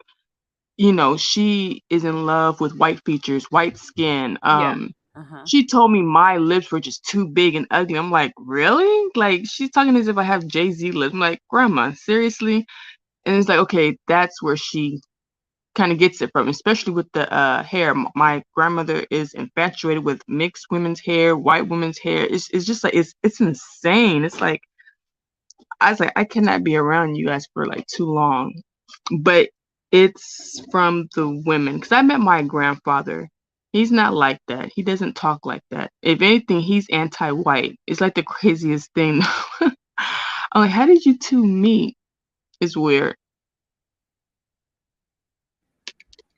Wait, are you asking how Jessica and I met? No, Oh, she's no, no, saying no. her My Oh, my okay, fine, wait. grandparents. grandfather. My grandparents, because he's like Oh, anti-white, okay. and he seems to be pro-black. But Oh, my I see what you're grandfather's saying. Yeah, yeah, yeah. parents were both mixed, so he was light skinned. And my grandmother told me she went out with him specifically because he had good hair and he was Huh? light skinned. So their mindsets are like different. That's so, and I can at least say in my own family, I've seen it in both. I've seen it in men, and I've seen it on the women. Men have been very clear, like, no, your hair needs to be long, it needs to be straight, it needs to be pressed. And women who kind of have the same, where they're just like, oh, you're wearing it like that, okay, and they may not be as aggressive, but I've seen it on both instances.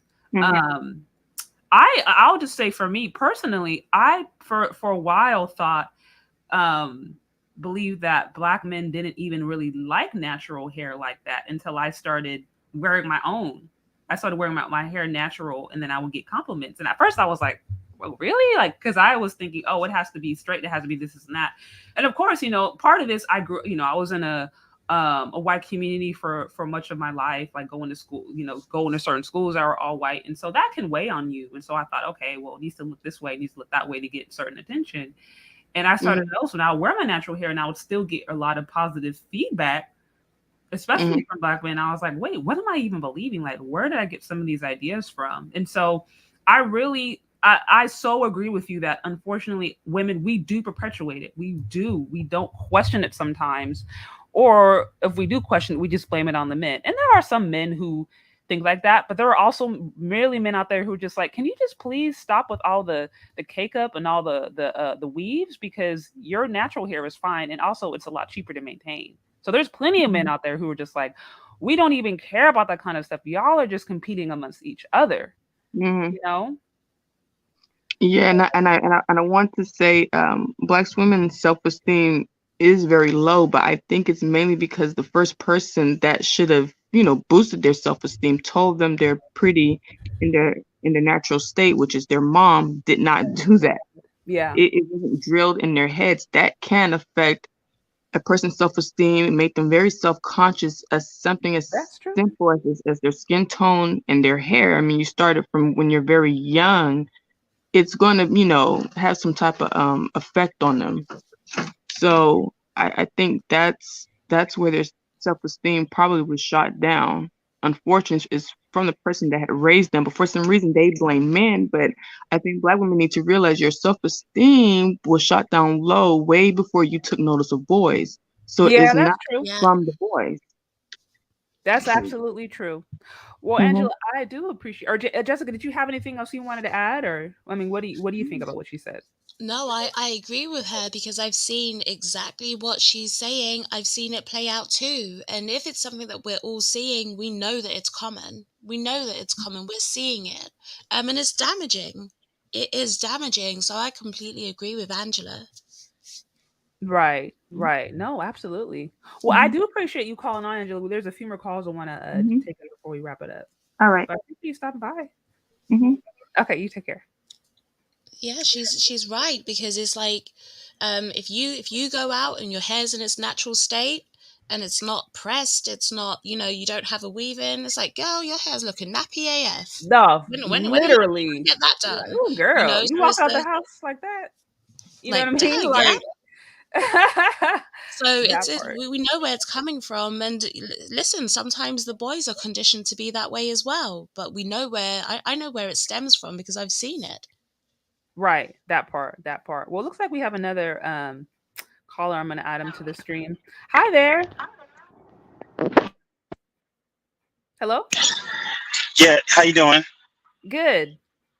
Hi. Yeah. Hi, how you doing, ladies? So I was calling just to kind of give my input about some things, and I definitely get the conversation.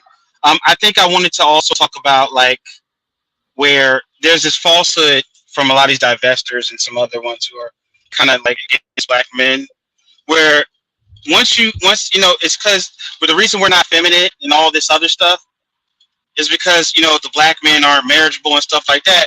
So once they get the act together, fix the community, fix themselves, then we'll be these feminine women, and we can be and all this stuff and this kumbaya utopia.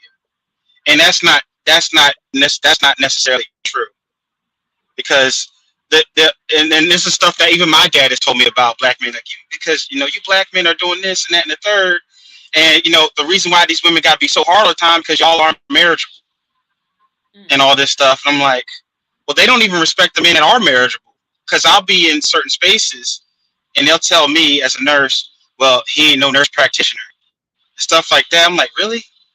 And they're like, we don't care if you're married and you're still dusty like the rest of them. So this falsehood that if the black men become these marriageable men or good careers, then we'll become feminine and all this stuff is just a bunch of false stuff. So There's just kind of just saying that point. Yeah, no, so I don't know if you basically guys have heard. I don't know if you guys have heard, you ladies have heard that talking point. That once we can be feminine in our own. They become marriageable. They'll be the primary breadwinners. I don't know if you guys have heard that kind of talking point. I yeah, really don't. conditional femininity basically is Yes, what you were yes, describing, which femininity is not a condition. That is supposed to be just an aspect of being a woman. It's like this is yes, just is what you is. So I know what you're saying. I think I think that's misused. Like I said, if you're a yes. woman, you're a woman. It isn't. I'm not a woman in California. Then I moved to Texas, and then now I'm no longer a woman.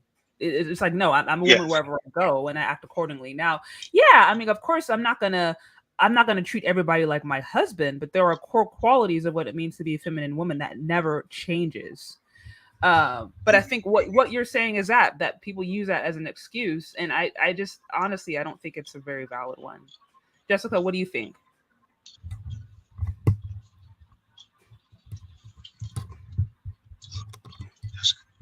Are you there? I'm here. I don't know if Jessica's here. Oh, maybe her mic hit mute. That happens to me all the time. Um, I, but I'm sorry. I did mhm. see. Oh, go ahead, man. Sorry. No, it's fine. It's fine. Sure, I did see some. I did see something that kind of bothered me a little bit, among many other Mhm. things from the divestment channels. Is that there's a certain YouTuber who has been known or alleged to have kind of like posted fake divester couple pictures. Yep, Uh, yep. you know what I'm talking about? I've heard that I heard that has been Yeah. happening. I did see actually I want to give a real quick shout out to Dane C with the super Yes. chat because I think he mentioned this.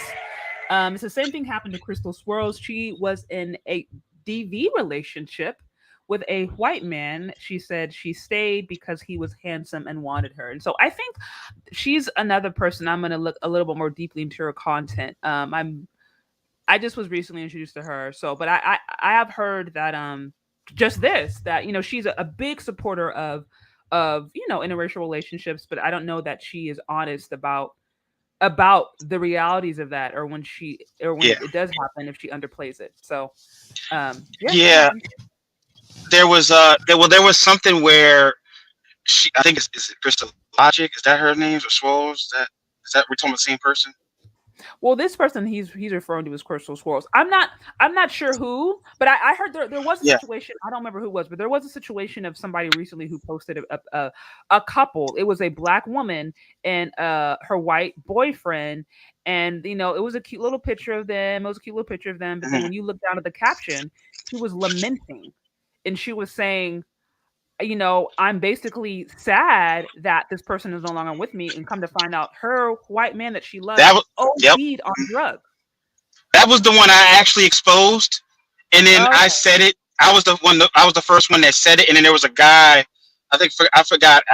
He posted on his community tab because right. I was like I'm not one to try to expose people, and if I just like let me look because I've always heard, and then I was like, wait a minute, this is crazy. This dude died 2 years ago, and I'm seeing everybody like I mean ladies, y'all like to investigate. Maybe somebody said something, and it was like no.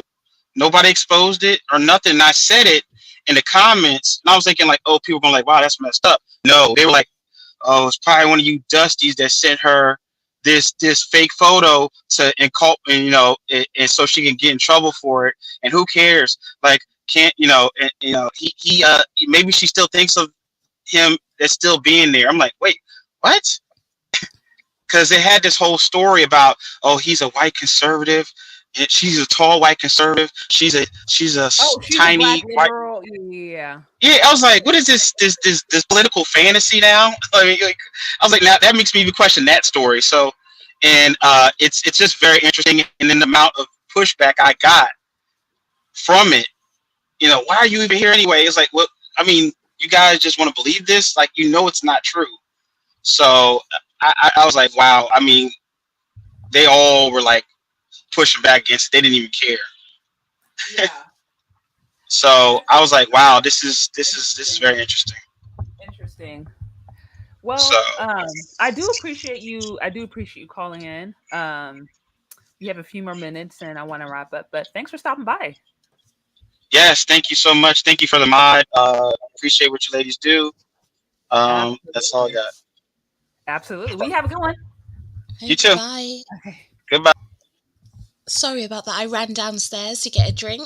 Oh no, it's I'm okay. sorry. No, it's all good. It's all good. Yeah, he just was talking about the conditional femininity and how that is used sometimes to basically say that a woman's femininity is dependent upon different variables around her. To which I was like, if you're a woman, if I'm a woman in California, I can fly to Texas and I'm still gonna be a woman. I can fly to Uganda and I'm still gonna be a woman. That there are intrinsic aspects of being a woman that don't ever really change. So I don't really understand the whole conditional aspect of it, that we see being used as what I think is an excuse. But I don't know if you had any thoughts on that. No, I was listening in, and you're right. And he was speaking about, black women saying, well, if black men just step up and do more, then we'd be more feminine. These women are going to forever move the goalposts. That's just an excuse. If black men stepped up and did more, they wouldn't want to put in the work. They wouldn't. If every black man was earning 6 figures, 7 figures, they still wouldn't want to put in the work it takes to get with that man. They just want a way to not have to do the work. That's all it is. And they will make up whatever excuse they need to as an excuse for why they're not doing it. They just Right. don't want to do the work. And we see it in so many different forms, whether it's working on your attitude, your weight, just your unrealistic standards. They don't want to put in the work. So that's Mm, an excuse, and it's to push the blame onto you. And again, it's that ego knocking. It's putting you down, saying you're not good enough, you're not doing enough, it's your fault. And it's to diminish you as a person and how you feel about yourself. And if they can knock your ego down enough, then you will come back and basically beg to be with them. And that's the ideal situation that they're looking for. And that's why you get, the simps. That's why you get the guys who will just put up with anything, because they get knocked down until they feel like their self-worth is so low and they need to do whatever it takes to be with that woman. So yeah, don't buy into it. mm, absolutely. Well, I do want to be mindful of time, so I'll have one more question, and then we can try to wrap this up. I think I see a few more calls in too, so I'll ask the question and then maybe um, get some of these people in on the line to interject also. But I'll start here with you. We kind of talked about this before, where while the level of interracial marriage is very, very, very, very low. Now we're not talking about interracial sex. That's different. That's been high since the beginning of since the high since the beginning of America was established. But interracial marriage, the levels of that are pretty low. But we are seeing more and more cases within the last few weeks. I feel like I've seen, every few days, a case of a black woman in particular who's being hurt by a white man. And of course, domestic violence, we know, happens all across the board. I don't want to say it's just that way, but it's so commonly said that black women will be safe with Brad, or safe, if they leave their community. And yet, more and more often, we're seeing these black women get with Brad or with white men and not only be hurt, but oftentimes killed. So my question is, do divestors in the UK, do they face harm in their relationships? Do you know what? I've seen it less often. I've seen those cases less often. So like the just call them what they are, the murders, I've seen those less often than I've seen them come out of there. But obviously, again, population. The Fair. population here is a lot smaller, so the frequency is not going to be as high as it would be in America. So that's one thing to keep in mind. But that same dynamic of, if there are problems going on, if he's doing something to you, if he is, beating you up, you can't speak about that, because they protect Brad's image at all costs. You Hmm. can never come out here and paint, Brad as the bad guy. because then everything that you've been preaching, they have so much invested in this black men are the problem and Brad is the solution storyline, that they can't come out and talk about Brad, not publicly, but when you actually listen to the people that are dating, you let them tell their story, and it's not roses. It's not. It's not. And like I say, they pick particularly bad men, bad Brads. The same thing that women do with Pookie. Same bad dating choices. They do the same thing with Brad. Absolutely. Absolutely. Well, I have a few callers, and I'm going to add them in to get their perspective in on the topic. Hey there, how's it going? Hey, what's up? So we're talking, we're talking, colorism, featurism, texturism. This, of course, this conversation is open to divestors, although it sounds like we haven't had any who have been willing to call in. I've seen some comments though, but right now, we're looking at divestors and rates of violence. I'm sure some of you guys are familiar with the recent cases of Black women who have been, harmed, killed, some of them dismembered as a result of dating figuring out. So, what are your guys' thoughts on that topic? Who goes first? Yeah, you can start. Is that? I can start. All right. Well, to speak on pretty much and piggyback on pretty much what Jessica X was saying. Also, it's a lot with the media. That's probably why you don't see it a lot. Just by the example, if you remember the football player that almost killed his girlfriend, and there was just another football player who pretty much beat up his girl and got caught on camera. Yeah. The black guy's in jail while the white guy is pleaded insanity. And if it wasn't for social media, a lot of people wouldn't have known the white guy did what he did. The black guy was pretty much sensationalized all over the media, and that goes on a lot to why you don't see it as much. Black men harming women, and definitely women of other races and stuff like that, and definitely women of their own race. Because it's almost sensationalized in the media to dehumanize black men. That's why you guys were talking about earlier the worship of black. I don't see black men being worshipped. As a black man myself, I don't see myself being worshipped, and I have 13 sisters. They don't worship me. So I just to piggyback upon that, and it's possibly the same thing in London. With London being predominantly white, like Jessica said, they're going to go the extra length to protect the image of the people who live there in dominant fashion. So that's what I would have to say about that. And yes, it's definitely we're seeing it a lot more because I think that's known. Like it's known, people know that there's some cover-ups going on with divestors going through stuff with the people they divest with, and I think it's just coming out a little bit more because of the work that is done here on YouTube by, women like yourself and, just other media platforms that Black people are stepping up and starting to put this information forward and letting people know, like, listen, this is not just a situation with Black men. This is an all man situation. All men of all races do these things. And it's not all men. Let me not say all men, but men of all races do these things. Yeah. And you have to be careful before you just say, oh, this is a Black man thing and they hate women. No, this is a total. Every race has men who do these things. Every race has pedophiles and all these types of people. It's just, for some reason it gets highlighted when it's one of us doing it. Some of the most horror stories that I've heard and related to relationships. You know what I mean? You're talking domestic violence. I remember one of my good friends told me, she had her baby and her husband on the way to the hospital, got in a car accident because he was drunk, and then he had to end up in jail, and then she has his newborn and has to go figure out how to get him out of jail. And domestic, you're talking domestic violence, you're talking, incest, all these kind of different things. These are stories I've heard from white women. Yeah. You know what I mean? And so I'm saying that's obviously this happens all across the board. But I'm saying, again, if Brad was so perfect, then why did feminism need to be started? Well, and honestly, I ask that question to every time I meet a black feminist. I'm like, you're a black feminist, cool, but if it's so perfect, why did they create the feminist movement to get away from their man? Like, we're not the problem. We were in slavery together while they was going through their problems. Like, we're not the problem. I'm not your enemy. And I often have to tell black women that. Like, I'm not your problem. I'm not your enemy. And here's the reason why. We both come from the same struggle. They have their own struggle. That's why they created that movement. We're not a part of that. That's their business. I'm not going to say whether or not they're right or wrong. They're more than likely right when it comes to their business. We didn't deal with that. Black men couldn't oppress black women picking cotton. Like it couldn't happen. Right, that So part.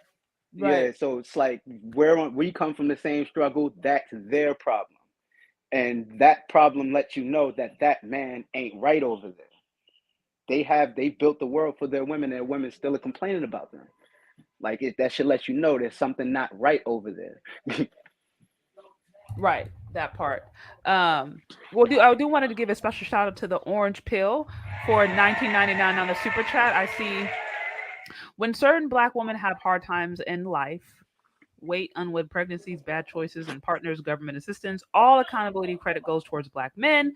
When things are going great, they did it all by themselves. All by themselves. Again, thank you for the super chat. That Um, was funny. so is it King Trini? Is it Trini? Trini? I want King to make Trinity, sure. yeah, I'm from King Trini. Trinidad, Okay, yeah. so what are your thoughts on the topic? As far as divestors and Really, we colorism, talked on a few things: divestors, yes, colorism. violence. Yeah, yeah, Well, all the above. colorism, I honestly feel this is my personal opinion about colorism. I feel like colorism is a way for black people to practice racism because racism wasn't created for our participation. So us figuring out we can't partake in it, we started to do things and to point the finger at one another. We started to use colorism to as a justification to treat certain people a certain way. And so Mhm. like we know we can't well, I'm not going to say we know because there's some people like I feel like honestly black people can't be racist because the system of racism and white supremacy was not created for our participation. It was solely created to disadvantage us. With that being said, colorism comes around, and that's because black people see other black people getting, whether it's favorable treatment or unfair treatment. When they see that, they choose whether or not what side of it they're going to be on. Mhm. And most of the time they choose, I'm gonna if I'm light skinned, I'm gonna because I have a little bit of privilege. I'm gonna Oh, it looks like Is he that got cut out. me or No, it looks like he got cut out. okay? Okay. Well, while he's getting his audio back, do you have any other thoughts, Jessica X, with what you've heard or? Um, not really. Just an agreement. I mean, just an agreement. Right. No, no, no, no, totally. Totally. Um oh, special shout out again to the Orange Pill Nature. No, the Orange Pill Nurse, 4.99 the super chat. I see. Do divestors know that white men created and are still as strong in the manosphere and other men empowerment groups that they hate so much? Right. Right. The manosphere is multi-ethnic. It is all men. It is really, really all men. So I don't know if that's something that I was like either they're not aware or they choose not to be aware. That it is a Yeah, very real thing. that always gets me. It's like they forget that there's there's like you've got the black manosphere, you've got like the wider manosphere with Mhm. like the white people. There's an Asian manosphere. There's even like Yeah. a Brazilian one, like different groups around the world. There's one with Asian men from actually abroad. There's different ones. So this isn't something that's just black men. And that's why I said even if somebody does want to divest, you're going to run into the same problems with Brad, Lee, Jose. They're all going to want the same things from you. They're all going to want those same things. This is just men actually demanding respect and saying, if I'm going to be giving to you, you need to give in return. Absolutely. Absolutely. Couldn't agree more. Where is it Herc Owen? Is that how you say it? I want to make sure I didn't butcher the name. I wanted to thank you for calling in. I want to try to wrap things up, but again, I do appreciate you calling in, and definitely stay tuned for future conversations. Okay, it sounds like we're having a few connection issues, but that's okay. Yeah. Also, I want to give a special shout out to Matt for Tinder from Tinder. It says colorism is BS. A, explain all for women who don't want to change their attitude or body. Dark skinned women are the only females who don't need makeup. Who don't need makeup. Yeah. It's true. Darker skin is it's flawless. It's Oh, way it more is. flawless. Yeah. It's stunning. I mean, I've seen some dark skinned men and women, and you're just like, it's like, wow. That's why so many models come from, like, I think it's like Sudan and Senegal. They have a lot of models that Yeah. come from like particular parts in Africa where they create really dark skinned, taller people. And of course, I don't ever want to minimize the experience. I do know you go to certain places, of course you're going to experience discrimination. That is an aspect of just being black, period. And yes, darker skinned people can, like, for example, look, we could say lighter skinned men get discriminated against. Typically, Yeah. dark is associated with masculinity. Darker men are seen as more masculine. Lighter men can be seen as more pretty boys. So we can even say among men it exists. They don't really complain about it as much. They're just like, okay, if a man's short, he just accepts it. He says, okay, I'm short. I just got to work harder. I got to make money to get the women that I want. They don't sit around and create, highness movements or things like that. But it does exist. I don't think anyone is questioning that. I think the biggest thing we're trying to say is, okay, what is the rate? And more importantly, are we using that as an excuse to overlook maybe more serious problems that we have, such as perhaps our attitudes, such as maybe mental health, such as maybe our physical health, maybe our spiritual well-being, our self-esteem? Are these potential also reasons that could get in the way of us really living a fulfilling life, or is it all because of colorism? I think that's really what we're looking at. Yeah. Yeah. It is that, and it's like I said, it's not that I think colorism is non-existent. Yes, it does exist, but it doesn't exist in the numbers that people are trying to make it seem like it does. And that was one of the problems that I had with Chrissy's content, because I don't disagree with every single thing that she says, but Mhm. the main thing that got to me was how she was actually dividing women. She was dividing women and almost making women hate each other. But nothing positive was coming off of it, and it was creating not only it was knocking their ego, right? It was knocking their ego, their self-worth. They began looking at every other woman as though that's their enemy, because we would be like their enemies, that's how they would view it, that we'd be their enemies. Oh, the And biracials, yeah, and the preferences, right? not even just me, you as well.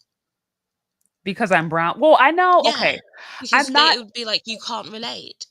Okay. Yeah, like I said, I'm gonna do some more research and listening in on Chrissy. I just, from what I understand, because I've talked to Rosita Strober and she's really passionate about dark skin activism.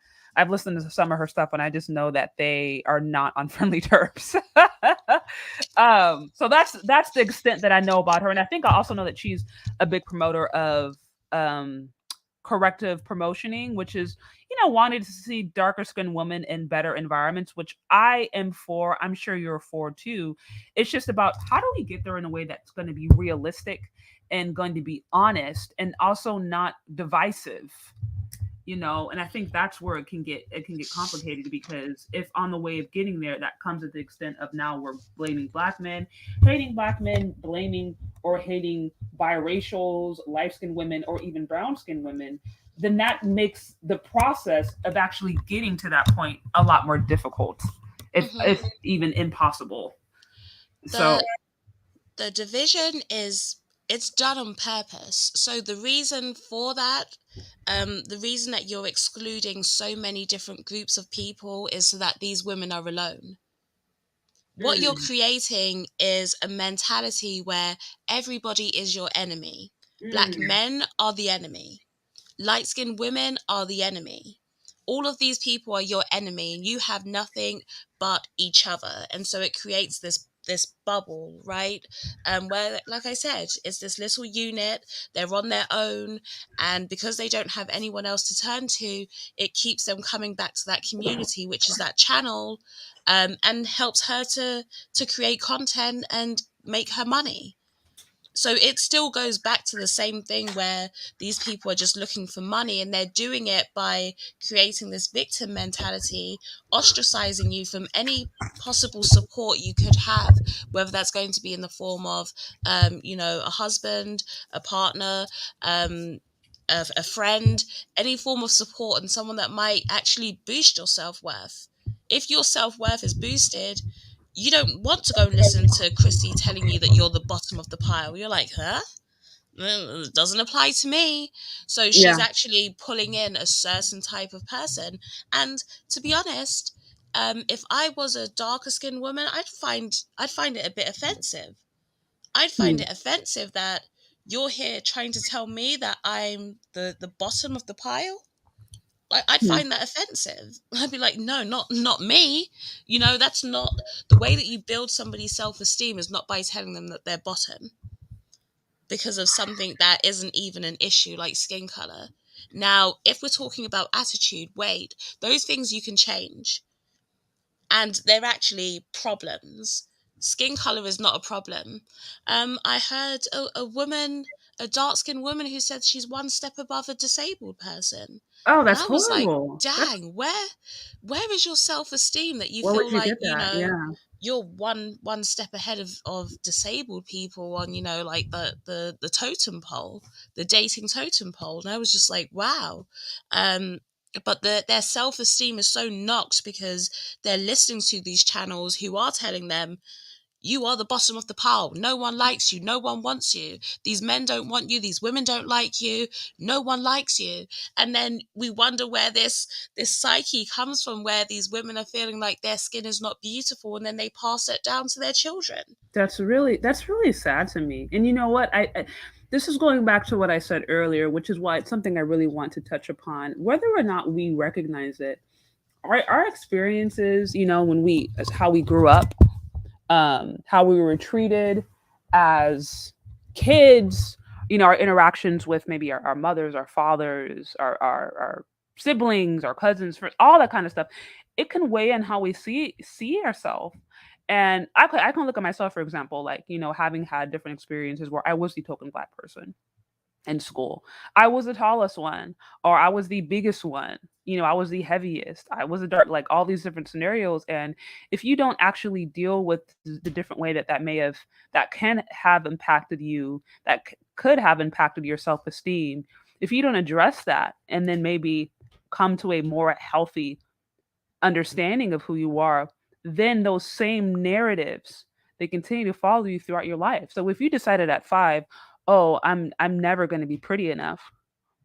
If you've come to that conclusion at 5 for whatever reason, or I'm never going to be good enough for love, or whatever, you carry that with you wherever you go, and you bring that expectation.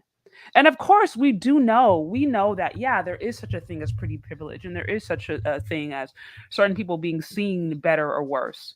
That does exist, but it doesn't mean that if you are a dark skinned woman or even a light skinned woman, that means that determines your fate. You're automatically going to have a perfect life or a bad life. Like I said, there are beautiful dark skinned women out there who live very happy, fulfilling lives, and there are incredibly broken biracial preferences that I know to this day who struggle horribly, and a lot of that has more to do with their spiritual walk, their emotional well being, their self esteem, what happened to them when they were young, and we oftentimes we make these statements like we're so one dimensional with our analysis, like, oh, it's all because of colorism. That's it.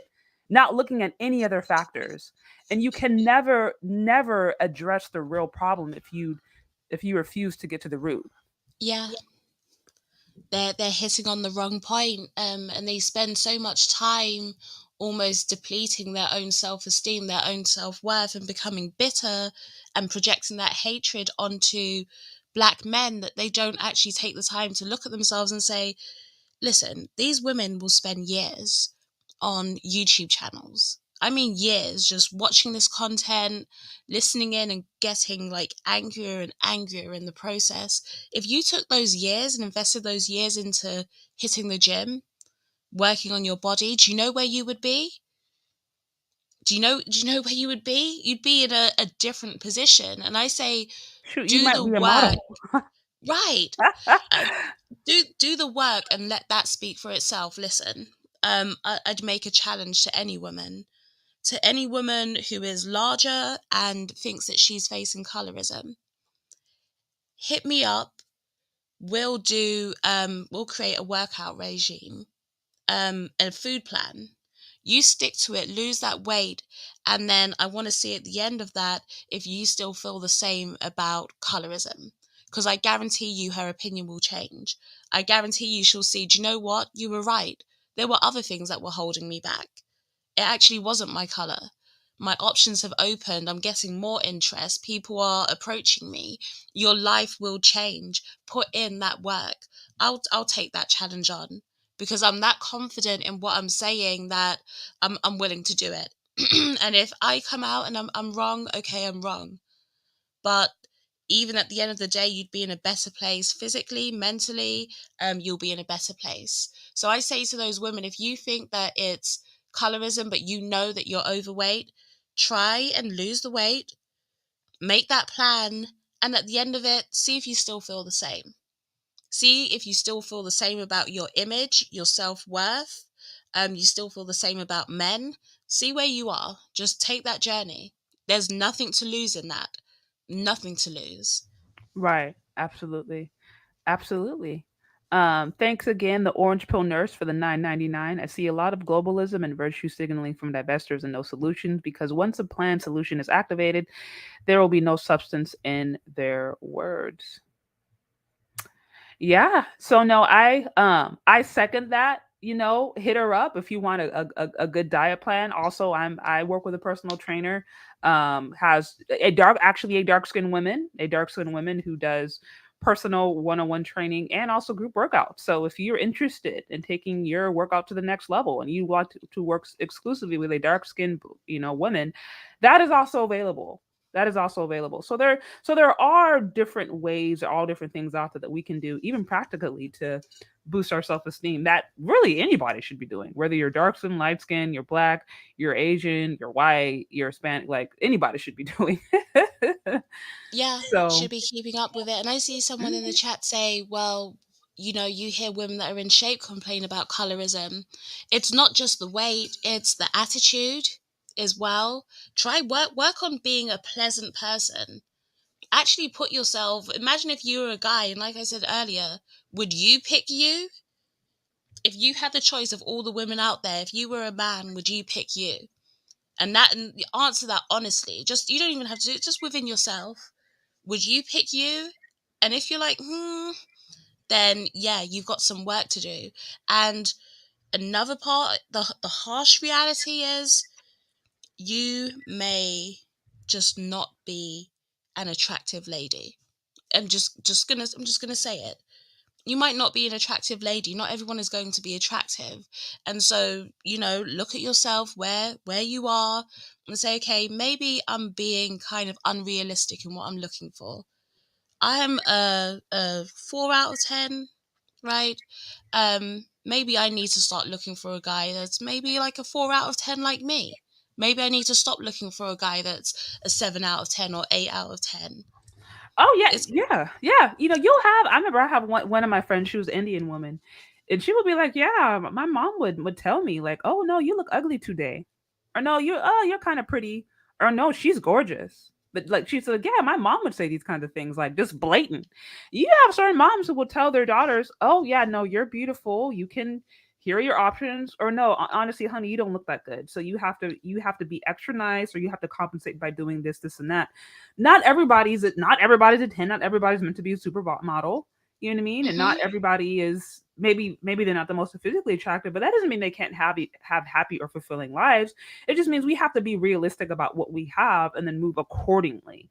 Because I think Right. when we accept what we have, who we are, how God created us, what we have available, then we can actually move forward and find satisfaction within her life. And you So will honestly get to a better place. And, I see people say that, they don't want to be honest with themselves, and introspection is hard, and it is. It is. it But is. It is. I feel like the person that we're most honest with is ourselves. And within yourself, if you have a flaw, if you have something that you're not happy with, you have something that you need to work on, that. And now you may come to places on YouTube who will tell you it's not your fault. It's not you, it's them. It's black men, it's not you. And that will make you feel better in the moment because you have somebody to point the finger at. But you still know within yourself, do you know what? I do need to lose weight. Yeah, Do you know what? absolutely. I'm not happy. There are things that I need to work on. You still know that deep inside. You Right. can come out here and project, but you know that deep inside. And they know it. They know that a lot of them know that they're lacking in certain areas. And so, yeah, make those changes. Absolutely. Absolutely. Well, this has been a really enjoyable conversation as always. I do want to be mindful of the time. So, did you have any other questions or comments or any other thing that you would like to leave with the audience before we wrap this up? Not particularly. I want to say thank you for having me over. Um, with the texturism thing, sometimes I have seen guys say, um, when it comes to like certain styling and stuff, I actually looked into the science of protective styling. Uh huh.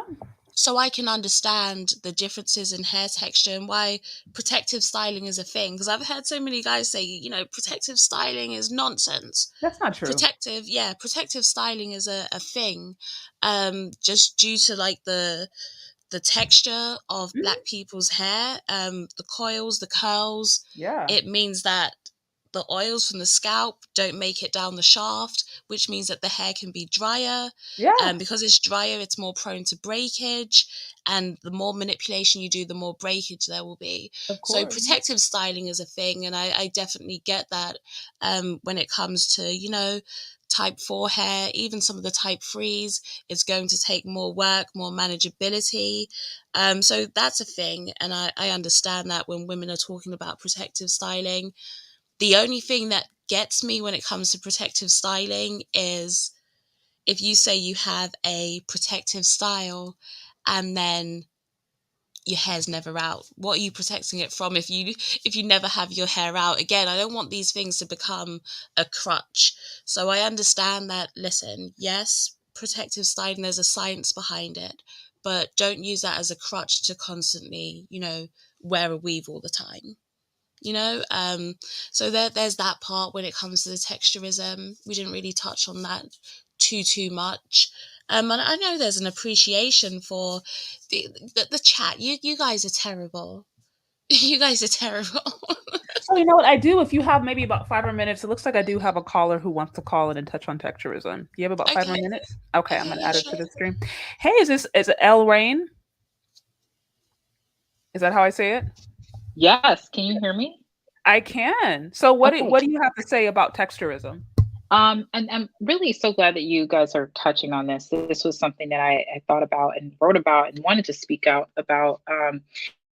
I think the viewpoint that we have on texturism is very distorted and warped. And I think a lot of women who especially want to go natural in particular, just to use that as an example, look to this type of texture. Usually it's the mixed girl texture hair that can come out that is commonly shown, I think, in the media as well as social media on curly hair platforms and different things like that, that we try to aspire to. And I totally agree.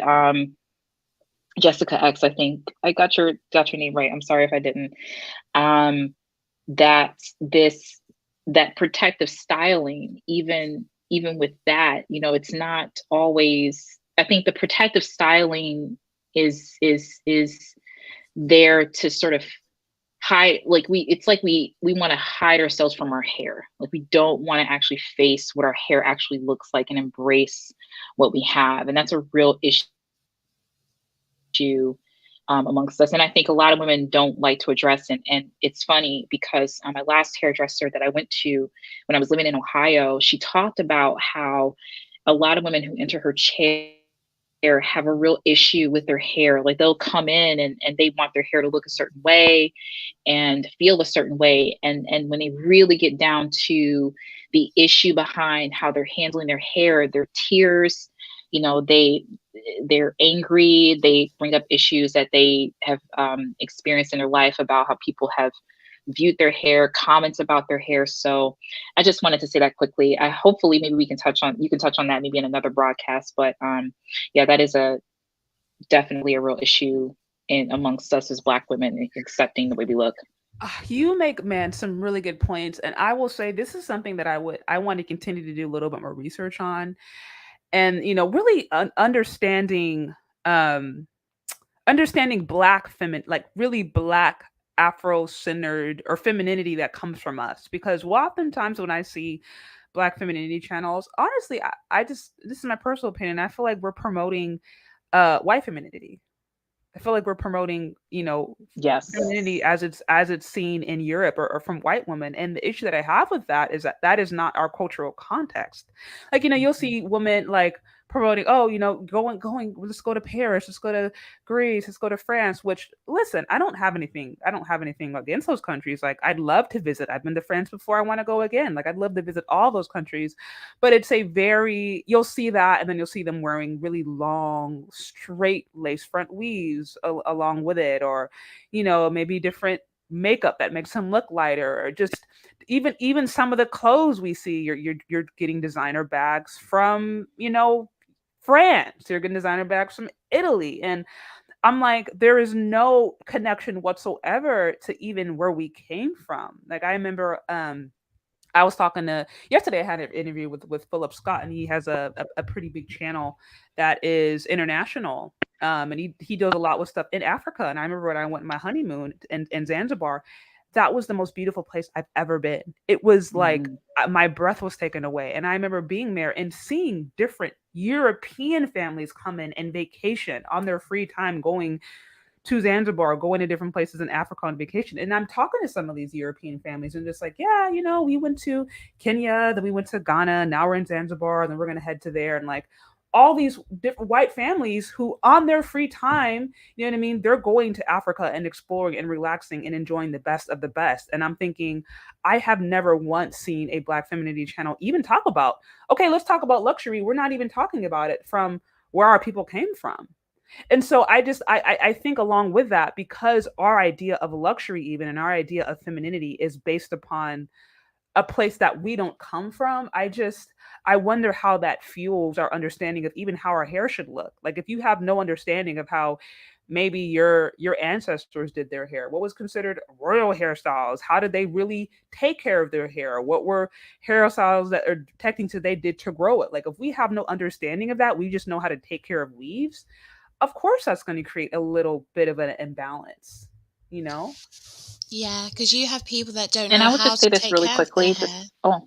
Right, you go. Oh, go on. Exactly. And the only thing I will say, just to end that, I apologize. Just briefly, I had a really tough pregnancy. My first pregnancy this year, just had my first daughter. Okay. And then my husband, he had to wait on me hand and foot. And I remember my hair was a fro. I had a fro. I've been rocking my fro for years. And I cut it all off because I could not manage my hair at that point. And my aunt asked me, she said, well, why did you cut off all of your hair? Why didn't you just get braids or something? Or sew in or something like that? And I was like, well, it's gonna grow back. and when you talk about the idea of femininity, it's like even just modifying your hair in that what people would see in an extreme way, it's like it's not considered to be beautiful or even feminine to begin with. So, and like you said, when you see all these beautiful people in Africa and these different countries, I mean, you see women who may not even have their hair, that the cultural, their identity isn't so wrapped up in the look and style of their hair that even they can be bald and that's it. You know what I mean? So, yeah, I just wanted to mention that. And I have to say thank you so much for bringing me on the show. I've been listening to you for a while, and my husband has said that he, the women that you talk about, the people that you speak about, and I have to say Chrissy is super toxic, number one. I'll talk about that another time. But he said that the women that are speaking out now about feminism and different things like that, they have such a big voice. He said you and other women like you are kind of like unicorns, but you do have to speak out on it. It's not speaking against them, but you're speaking about your positive experiences that you have with Black men, with your hair, with all of those things. And it's good for people to hear that side, that side of that voice. So yeah, I just wanted to speak on that. But thank you. Thank you. Thanks for calling on. You have a good one.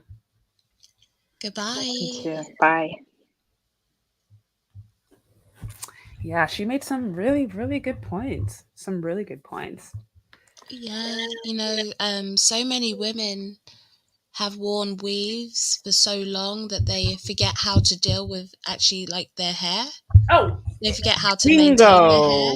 bingo. That's And fact. then that passes down to the children, and then they don't know how to deal with their children's hair. And that's where you start seeing, children's hair is ruined from an early age because they're slapping a relaxer on it to make it more, quote unquote, manageable, doing all sorts of things. And we know relaxers are damaging. I actually saw, a study about relaxers, and they looked under, how they do an autopsy and they look at all parts of the body.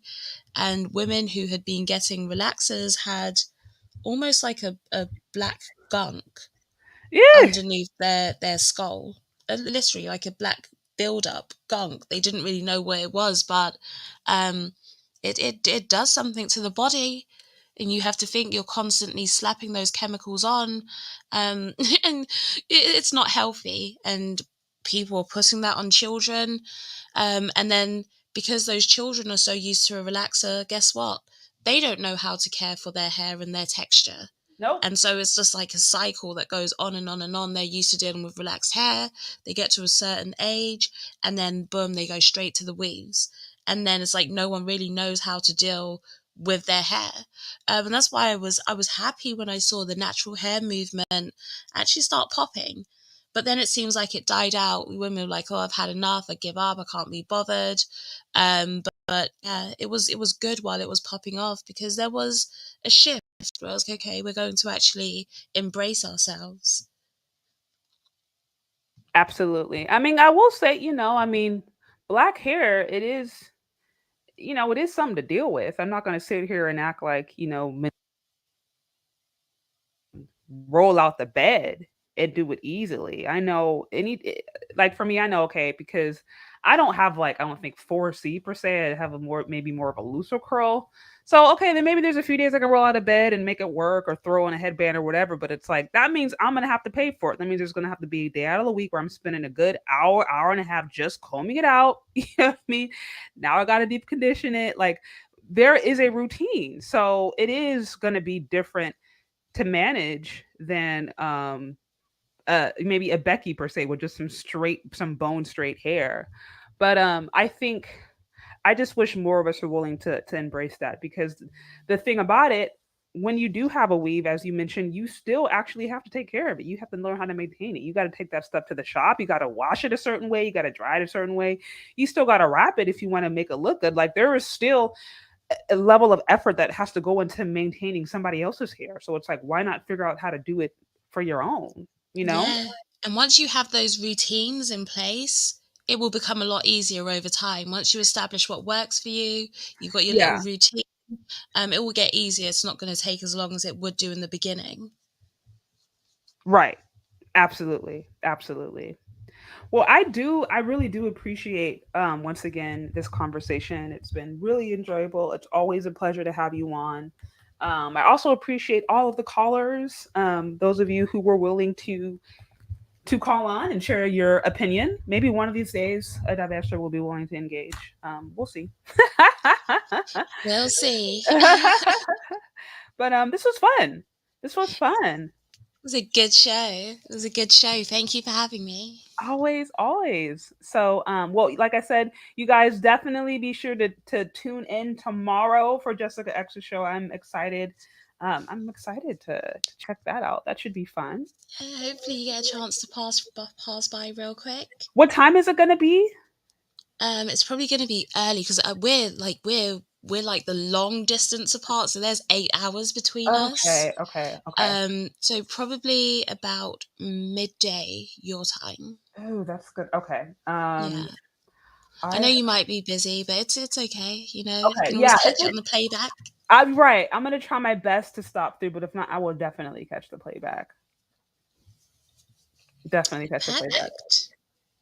Awesome. Well, again, thank you so much. I will definitely be in touch, you guys. Go check her out if you haven't already. And be sure to tune in to her upcoming conversation. And yeah, like I said, we'll keep in touch for sure. All right, great. So yeah, once again, thank you for having me. You guys, if you're new here, make sure you subscribe, hit the like button before you guys Yes, leave. definitely like button. And yeah, you'll see more from us in the future, hopefully. Yes, would love that. All All right. Well, right, you guys Chardé, thank have you a for having me. yeah. You have a good night. All right, you too. Oh Okay. yeah, and this is like the first time I'm seeing a lot of you guys. So happy belated New Year. Oh, that's true. Yeah, it isn't. Yeah.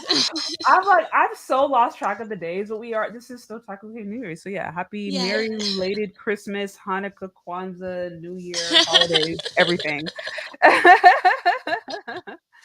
Good stuff. All right, see ya. All right, you take care.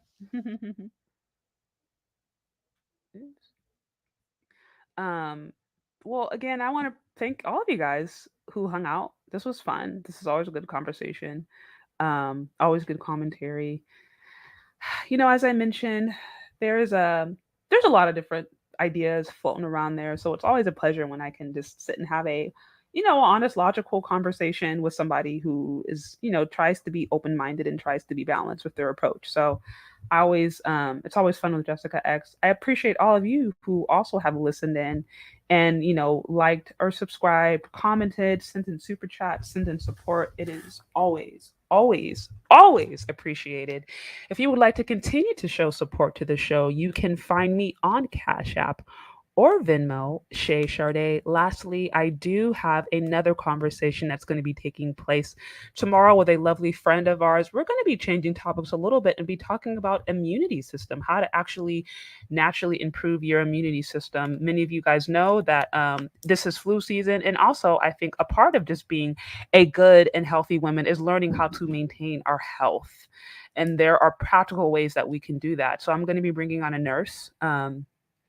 Someone who runs a private health business, and she's going to be talking about different ways us ladies can be naturally improving our bodies, our immunity system, and everything so that we can live a healthier life. I think this will be great for some of you ladies who are interested in maybe getting a hold on maybe your eating habits, getting a hold of your weight, or maybe just finding ways to incorporate more health in general. So if that interests you, stop by tomorrow. I'm also going to attempt to do my first show in Spanish for those Spanish speakers out there, as she is a Colombiana. She is a Hispanohablante. So definitely stay tuned tomorrow. We have an interview happening at 3:00, and then the Spanish version will be at 4:00. So this should be fun. Anyways, I appreciate all of you guys, and definitely stay tuned. Get those likes up. Like I said, share this with anybody, share the content with anybody who you think may find it interesting, as I need your help to get the message out there.